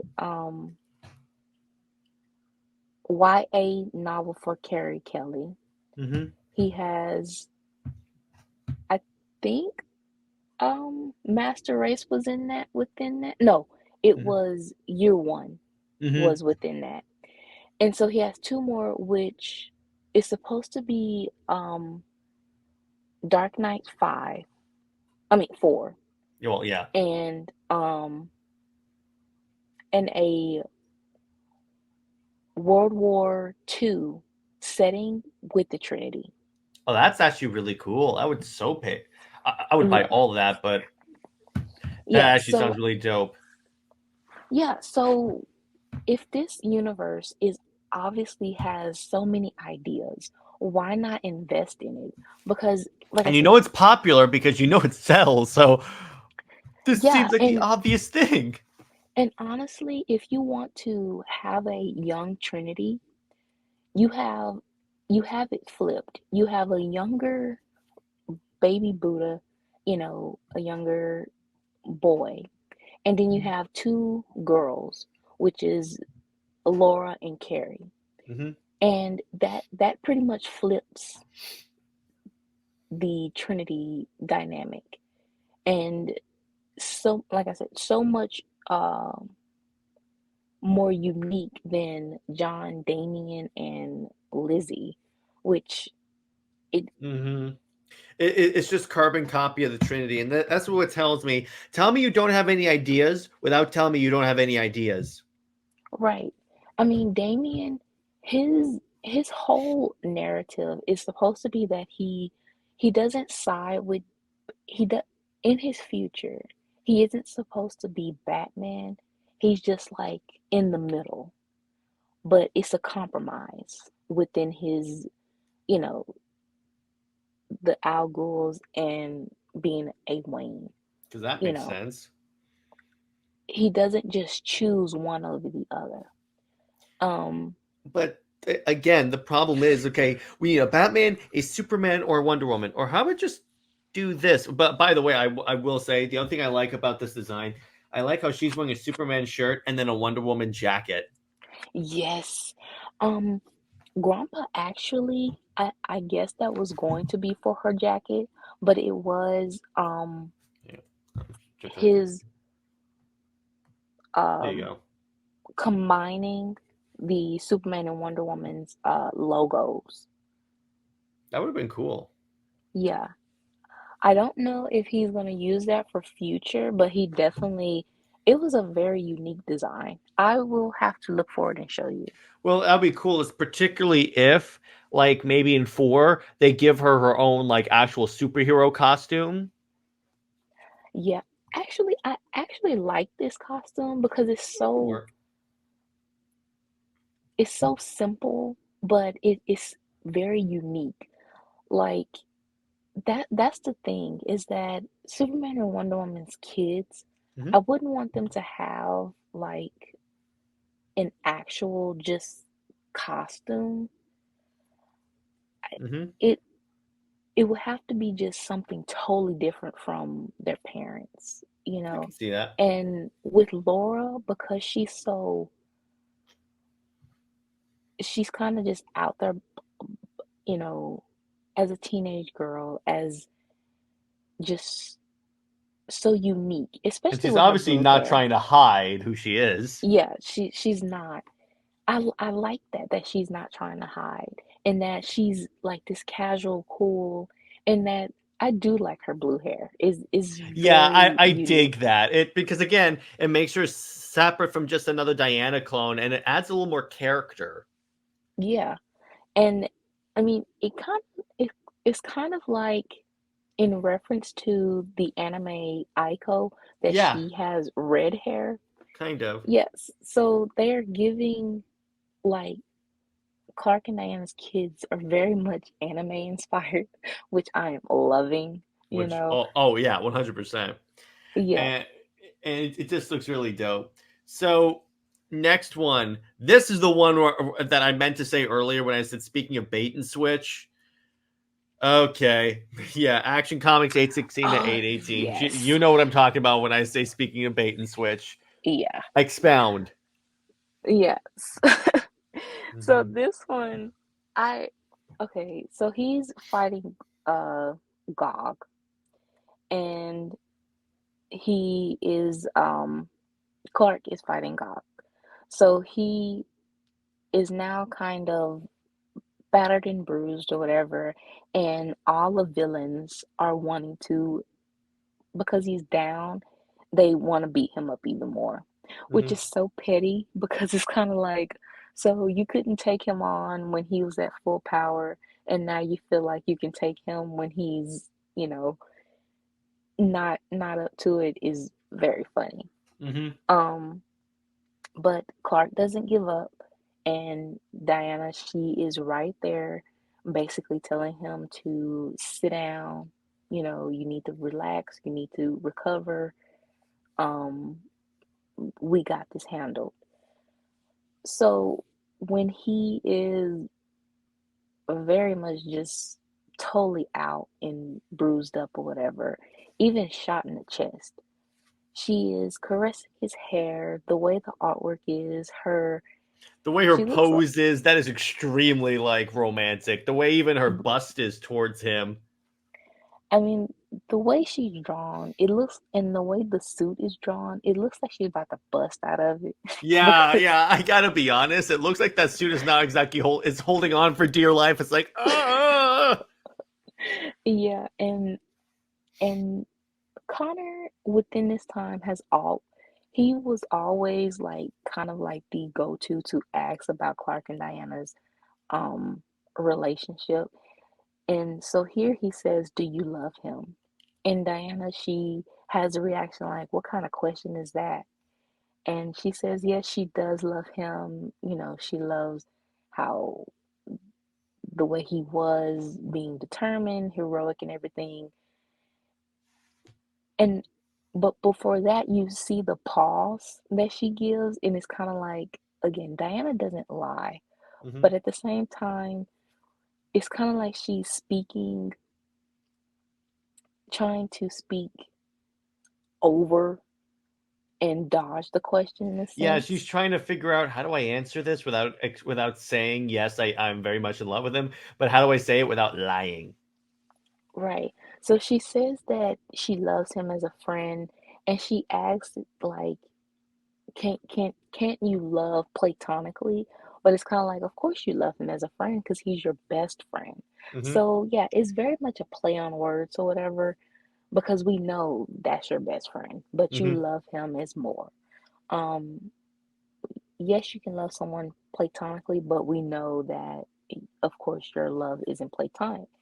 And also within this time, of course, the original writer, he had the plan to have like uh, like a love quad or something, Hmm. because he didn't like Lois. Um, so of course, he thought Lena and Diana was better suited as love interests. So he wanted to play with that idea. But of course, Rucka was not having Mm. that. So that's where the bait and switch comes I from. feel like Captain Kirk in Star Trek: The Wrath of Khan, where I'm like, Khan, Raka. Yeah, so that, but it was still within this, it's still a very nice moment because you Hmm. see that Diana, she really does care. And again, it goes from that point of view of it's a lot of emotions within their battles, within the aftermath of the battles. And it just shows how, again, she is there, for support, or, you know, but we need to see that reciprocated a little bit more within, especially even with this storyline with Tom King, which I don't know if he's actually going to do it. I'm not even holding my breath with it. Um, But the art is her head is very much against his chest, so I'm like, how are you gonna make that look anything but romantic? I have no idea. I really, honestly, just giving me like a textless version of the book, and I'm See, fine. here's my problem with DC. The writers and artists clearly aren't like communicating on the same wavelength because every time I see a picture of Superman and Wonder Woman together, they are very much all over each other. But the writers is like, well, they're just friends and they're very platonic. I'm like, and that ain't platonic, dude. No, that her, like you said, her head on his chest, the way they're hugging, that's why I didn't want to believe or didn't believe that it would be Tom King's book. Just by that picture alone, that just does not look very, like you said, I don't know how you can explain that Nope. There were any other way. some people that like in Wonder Woman 800, that little short story with Jan Bartel's art. They were trying to tell me that it was platonic, and I'm like, he's staring at her, saying beautiful. There, she like practically has her leg on him. So I'm like, as far as I know, in my 27 years on this earth, I'm fairly certain that when women are best just friends with you, they don't like almost put their legs on you. Exactly. I mean, issue 800, that, I mean, from even the first page of her like having her hand under his chin, and just the whole touchy he grabs her for them to do the projection thing, and just that look, and the fact that Bertel, she knew, and she said, hey, I just got paid for this. I was told what to draw and I drew it and got paid. And of So course, the obviously, weirdos on Twitter came after her. because I mean, they feel like they can control anything, you know, They feel like they and own the characters, which they don't. they don't. But DC also validates their entitlement, because they end up giving them what they want, even if they don't support it. They Mhm. do end up, you know. So that's why I am kind of on the fence. And like I said, I'm not holding my breath to see what Tom King is writing with them. He said that it is a deep dive into their friendship and hardships.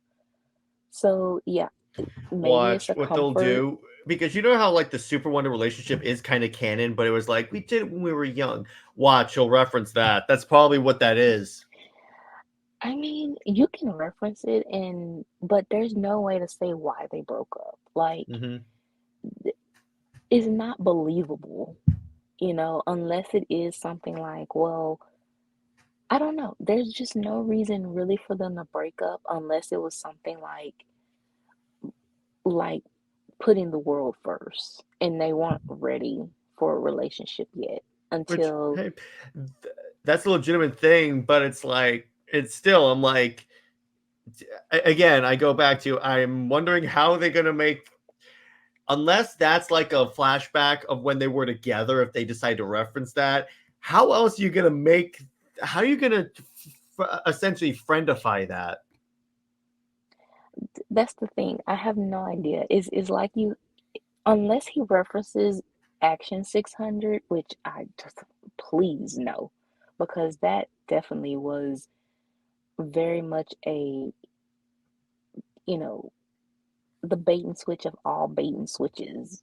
Hmm. Like, especially with Clark's his she's out of my league. I'm just a boy from Kansas, Oh God. that whole thing, please no, because he is more than just a boy from Kansas. Diana really doesn't see him. If Diana was that shallow, or, you know, I mean, who is Steve? Steve is Hmm. nothing but like, I don't even know where he's from, He's but basically a Hal. When you think about it, he's a rip-off Hal Jordan. and and and just boring. Hmm. Like, very watered down version, and he's in the military or whatever, but that's it. So honestly, like, Clark has so much more interests, in compatibility and similarities to Diana. Even if he didn't have the powers, he is so much more interesting than Steve. Exactly. you know. So yeah, the whole bait and switch thing is a thing for Superman and Wonder Woman. It gets people talking, even with the um just the cover alone of Wonder Woman 7, that has them talking about Clark and Diana being immigrants, or Clark being a refugee, but immigrants. Um Seeing the sneak peek or whatever, you see them, it was posted on Reddit, and it was like, oh, um I hope they, some people are saying, I hope they aren't a couple or something, and they needed the How reassurance that, hilarious would that be if Tom King retcons? Oh yeah, they're a couple now. He's not gonna do that, but just imagine how hilarious that would be. He's like, oh yeah, they're together now, and that then would this be would be the one hilarious. time I would ever thank Tom King. Honestly, I mean, if it can be, I would be more like open if it was Conrad writing it, because he showed that he can, you know, write their relationship in um with ambiguity. And I can go for that. That it's pretty much going back to post crisis of them being best friends with underlying feelings or whatever, which again is fine. Um, but Tom King, I just don't know. I don't know if he's going to. There's no in between with Tom King. Yeah, It's going yeah. to be You really either don't know what you're gonna get with him. you're going to be really good or really bad, or he's going to have Break a something. character. yeah, he's gonna break the character. It's gonna start out good, and then by the end, it's gonna be terrible, or it's gonna be pointless. So it, this issue, he called it a special issue, and it doesn't even have the Trinity backup. It's just a full 30 pages or whatever of Clark and Diana, like on this adventure together or whatever. I mean, don't get And me wrong. I'll take all the Clark and Diana fun I can get at this point. I can, but give it to me textless. Like, Yeah. We just want the actual. We just want the art. We don't want the actual thing.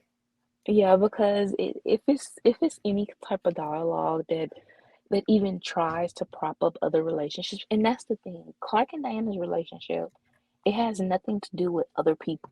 Like the fans talk about it, comparing the relationships, but in story, Clark and Diana's relationship has never been about is Lois and Steve. Hmm. They have never done that. But with Lois and Steve, especially within Rebirth, they, you know, talked about and threw Clark and Diana under the bus. With Diana and Rucka, it was too easy, um or she doesn't know what romance is or love is. She's not good with love, which Diana is the embodiment of love. Yeah, I'm like, How is she not good with love? That doesn't make any sense. speaking of the Um, embodiment of love, we do have this dope future state book, which this was again like one of the. I was expecting a bait and switch moment, but it didn't happen. That's the thing. yes, this And notice, was wait, he's in the new 52 outfit. that honestly, that does look like the new The 52 collar. outfit. The collar. Yeah.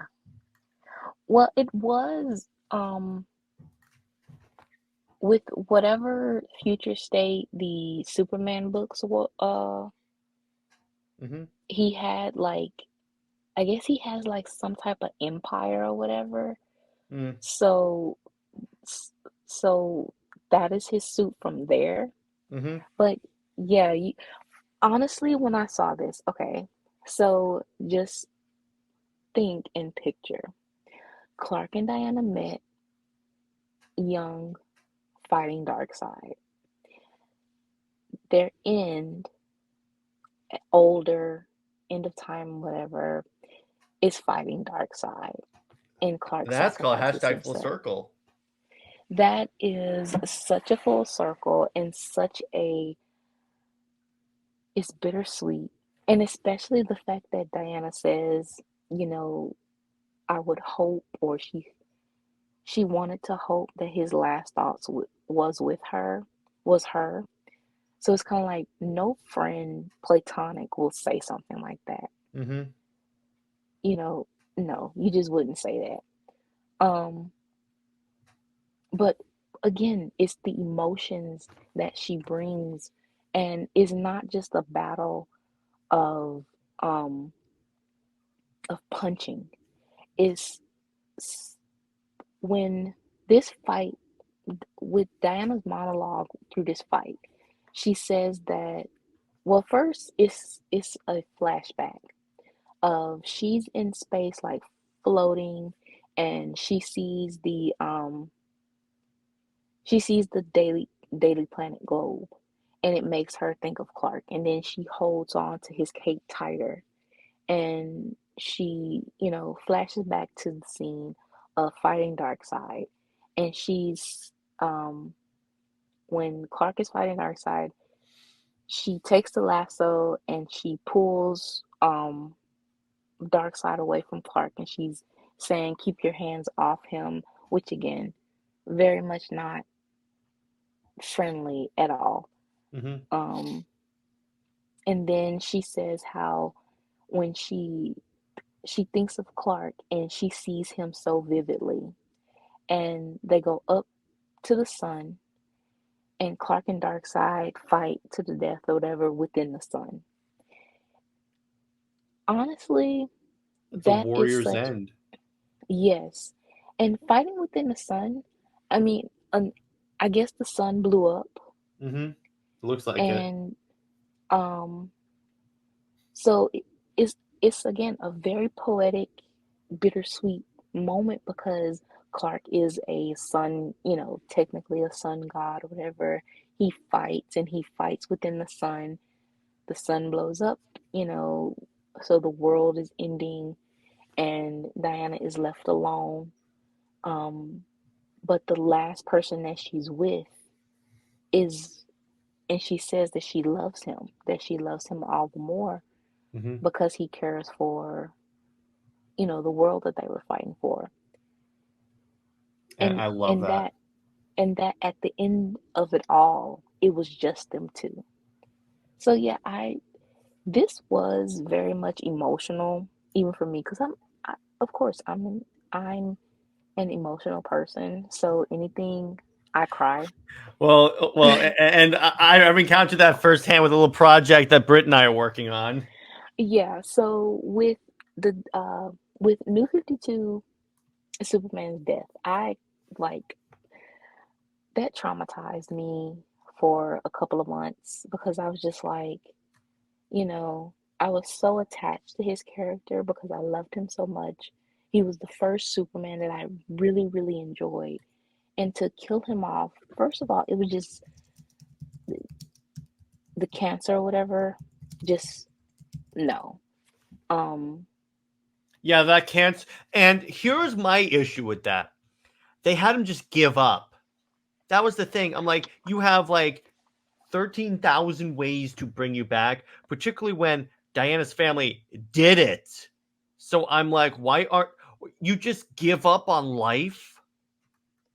yeah, it was very forced because of course wanting the post crisis Superman back, but yeah, it I just did not like that ending. Especially when they also tried to big up the idea that Diana wanted to get married, well, Clark wanted to propose to her, and Diana wanted to get married and have kids. It's kind of like they were giving us,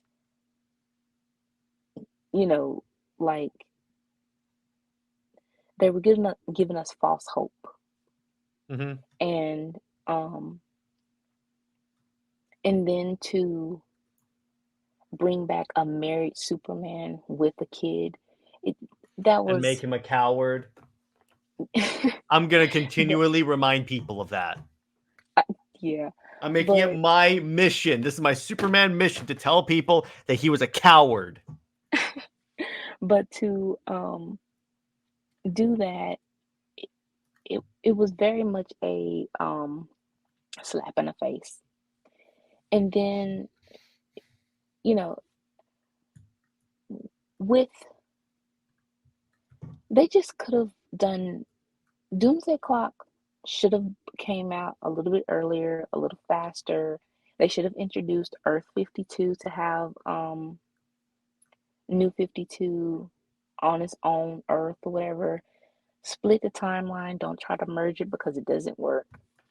But yeah, all of that, whatever. But to be emotionally attached to that character, yeah, I'm still bitter about that he's gone. So to see this and to see that full circle, even though that probably wasn't their intentions, but it makes so much sense that. And another thing that it actually goes within is that Clark and Diana met in New 52 fighting Darkseid. But go back to post crisis. When post crisis, Clark and Diana was trying to, their first date was ruined by Darkseid. And that's pretty much the reason why their relationship or whatever, um, he made it awkward for them. Oh, and And then Superman was the Superman death thing started with the Dark Side War. so we just have a full like square or whatever of Darkseid being like their That's the real DC biggest. Trinity, Britt. That's the real DC Trinity.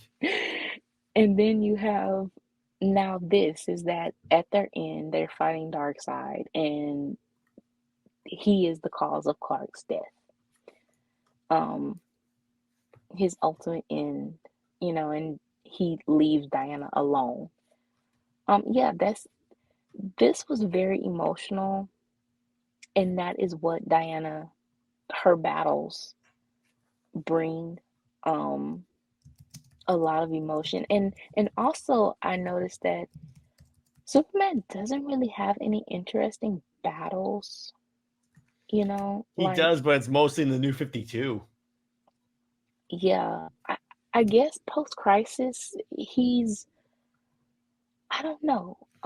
Again, his most popular, but remember, the last time you inspired someone is when you were killed. we yeah, I mean, like I said, they really did validate that to the T.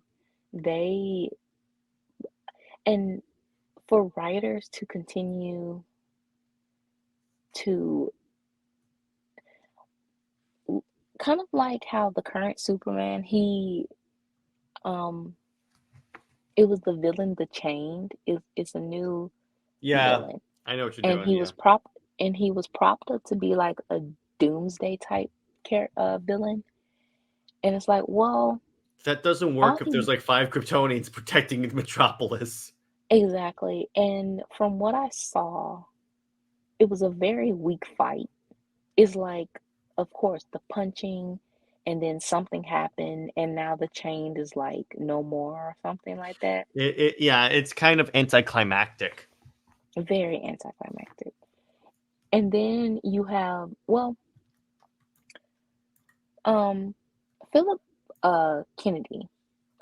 He did good with Warworld. I would say that. Hmm. Despite its flaws, despite a little controversy that it had of Yeah. yeah, and also it was that Clark went in like trying to go and impose his beliefs on them, and it kind of rubbed a few people the wrong way, which it sort of makes sense. Again, it's always with Superman, it's teetering on injustice type thing. Like, stop doing that. But then He's again, not, injustice. Because here's the thing: evil Superman kind of sells. yeah, but you are ruining the better image of him being inspiring, True that. of him being a true hero of the leader. And that's why even with Batman being as, like I say, he's a man child. He's the whole dark brooding thing is basically like an emo kid uh throwing a tantrum. That's all it Hmm. is. Um but at the same time, even if it's not compelling, they sell Batman as a compelling character so well Yeah, because of his darkness. and because he's a And human, so it's kind of easier for people to relate to him. exactly. I mean, you can't really relate to a billionaire that, honestly, so many billionaires or whatever or celebrities have issues like Batman has with the, maybe not the parents died in the alley type thing, but they do have issues of like the persona that he's playing, that they do have these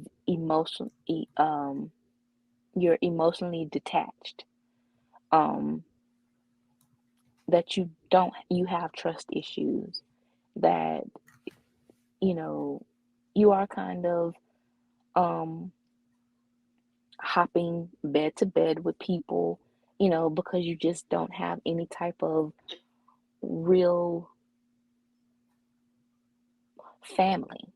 So yeah, that works as being relatable to anybody that feels that way. But the whole billionaire with gadgets and all of that, no, nobody relates to that. True that. Now, He, and you just pissed off the Batman fandom, so we're pissing off 2 fandoms today. well, come on now. I mean, I'm just being real. You have you, to, with you me, are. with me. I'm going to be logical about things. Mm-hmm. I go with facts, and I'm gonna tell it like it is.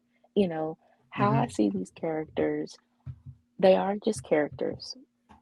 But if you want to say that they are relatable, you have to go point by point of how and why. True And you that. have to be real and you have to be realistic.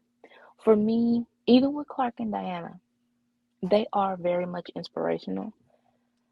They they aren't supposed to be relatable, but they are relatable in the sense of being outsiders, in the sense of showing diversity. They are immigrants or a refugee. Um, with Clark and Diana, and especially with me being a African American, as as a fan, I feel that at some points, which I never have been though, Mm-hmm. because I do speak my mind, and I am very much open to who I am, and it's Mm-hmm. kind of like you're not going to tell me what I can or cannot do. But to feel in a world that is against you, though, that does look down on you and judge you because the color of your skin, and it's kind of like you don't know me yet, Mm-hmm. you don't know my potential, but you're already compartmentalizing me, or you're already, kind of placing me somewhere where I don't, you know, um, stereotypes, you Mm-hmm. know, um, and you have to fight harder, not for acceptance, because I don't need acceptance from anybody. It's not that, it's just the respect, though. And that is what Clark and Diana is supposed to represent. And to speak for people, in a sense, like me, as they can't hide their skin color because they look that way um of accepting of acceptance in America. Mm-hmm. But if someone were to know that within the DC universe, the civilians were to know that Clark and Diana, Superman and Wonder Woman, is an alien and an Amazon. And yeah, how Tom King is doing his story, the Amazons are being treated as foreigners and everything like that. That is the reality that they should be in. Not to go overboard with how he's doing it, but yeah, that is what they are supposed to be dealing with. Heck With yeah. Superman, Mm-hmm. with Superman, he has bent over backwards to be accepted, that he rejects himself as being a Kryptonian, to being an alien. And it's like it's a burden, or it's a bad thing to be different. It's a bad thing to be an alien. As a kid, that's a POC. Mm-hmm. How do you think that kid would feel reading that from a character Yeah, that and that's they the love? thing about it. That's why it's like on my side liking the Snyder movies, because let me put it this way. I went through life and I didn't really fit in a lot of places. And I've been very open about this. Then you see like Clark in like Man of Steel, or even in like the new 52. He didn't fit in, but then he took what made him different from people and turned it into a strength. In other words, he says, no, I'm going to own what makes me unique, and I'm going to show you it's not a weakness, it's a strength. Exactly. And that is why New 52, at that time of growing up, it really spoke to not only me, but to a lot of people that I actually went to school with. Mm-hmm. And because yeah, we as as a generation, you are taught to, or older generations, you were taught that within a society, being different is bad, that you have to fit in. And that is even within media, just in general, they show you that you have to change yourself to get in with like the popular people. But sometimes at the end of the movies or something, you see that the protagonist of that movie, trying to fit in, they see that being unique, being different that's far more acceptable than trying to be within that popular crowd that just like sheep. Hmm. And there was a time where it was that the Superman and Wonder Woman fans are the black sheep of fandoms. Hmm. And when you think of a black sheep, of course they make it bad because, you know, a black and, but when you look at it from a different perspective, the black sheep is standing out, that they're Oh, and trust following me, I'm a Super Wonder fan and a Snyder fan. I stand out plenty. right. And when you stand out, you are seen more.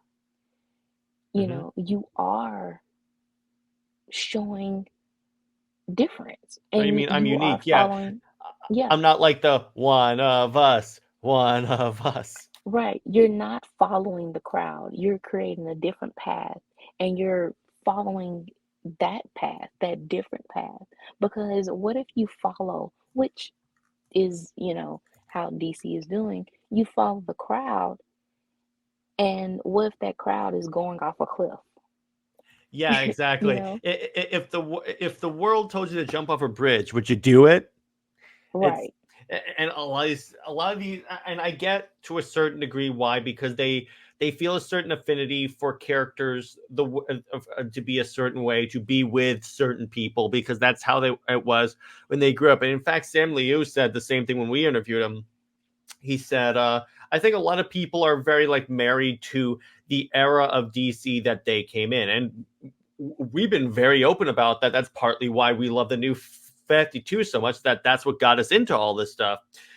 But it gets to a point where a lot of people can't admit when they were flaws in their like era of DC. Like we when we broke down the new 52, we told you all the flaws, but we told you that the strengths outweighed the flaws. The problem with a lot of like particularly post-crisis fans is that they treat it like it was all puppies and rainbows, which it wasn't. It very Exactly. much was not. Exactly. That is one of the things that I really cannot stand is that post crisis, first, I mean, some of it was boring. And even in the documentary, the DC documentary, the Den of Geek, um, Hmm. the main editor, or, Hmm. he said that DC became very boring and stagnant. And it was kind of like they accepted Hmm. that being that middle road, they were fine with that. And they tried to find ways to rejuvenate themselves, but it still just came up short from what Marvel is doing. Marvel, they aren't perfect either, you know. They definitely have No, flaws. no, they have a lot of flaws, and they like DC ignore those flaws. But at the same time, the reason why Marvel still becomes ahead is really because they still find a way to market their characters to still speak to the kids who felt like outsiders. Hmm. With DC, you have the old guard of, you know, not accepting the changes, of wanting to stick with the status quo. And the status quo has a very old, outdated view. And with this generation, it's very problematic. And again, we have this error of people accepting and fighting for diversity. And with DC and your main characters that's supposed to represent diversity is Superman and Wonder Woman, but you have Superman who is like just thinking, again, his Kryptonian heritage he ignores. It's, or even if it is brought up, it's labeled as like a burden or bad or It's something like very that. much like against the original like immigrant slash refugee like characteristic of the character when he was first created. But more on that in a future episode of Super Wonder Right. Legacy. But this was a Mm-hmm. fantastic episode, Britt. Can you tease us any particular stories that we have coming up? All right. So the one that I'm almost done with the first chapter, you know, you gotta get the edit and I'm always adding to it, is a story where Diana, she is poisoned, but she doesn't die. She just like get flu-like symptoms, which is very annoying to her.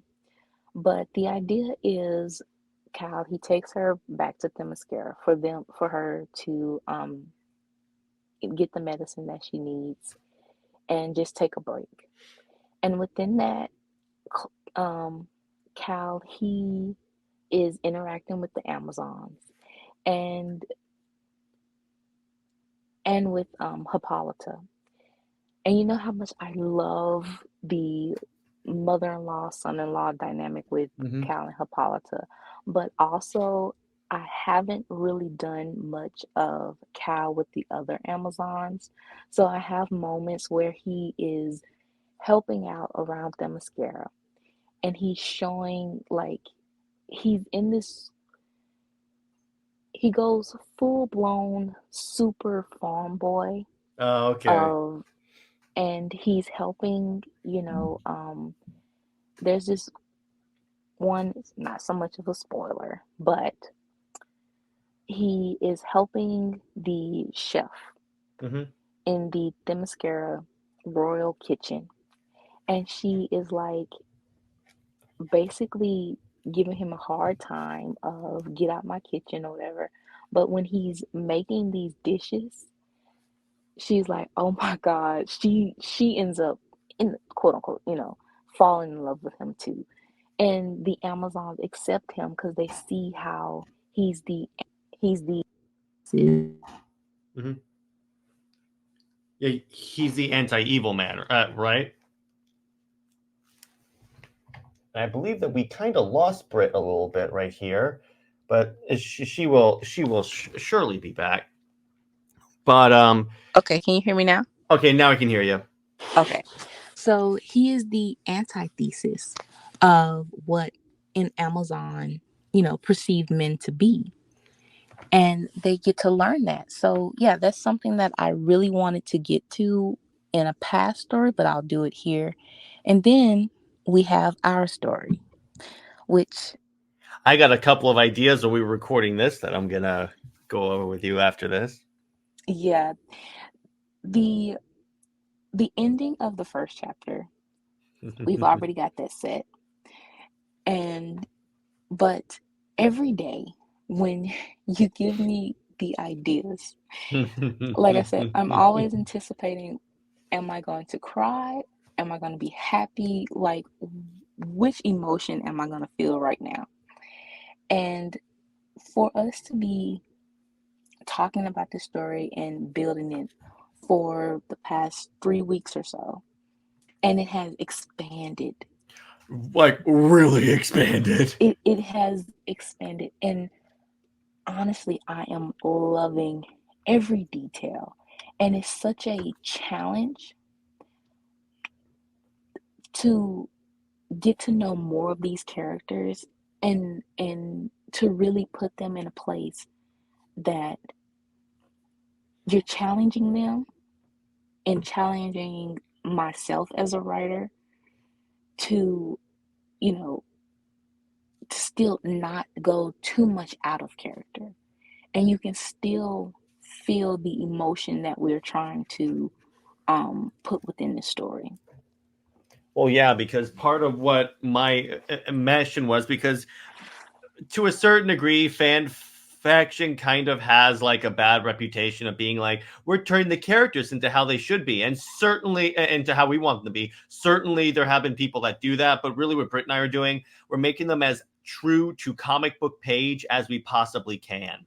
Yes, they are very much true to the comics, you know.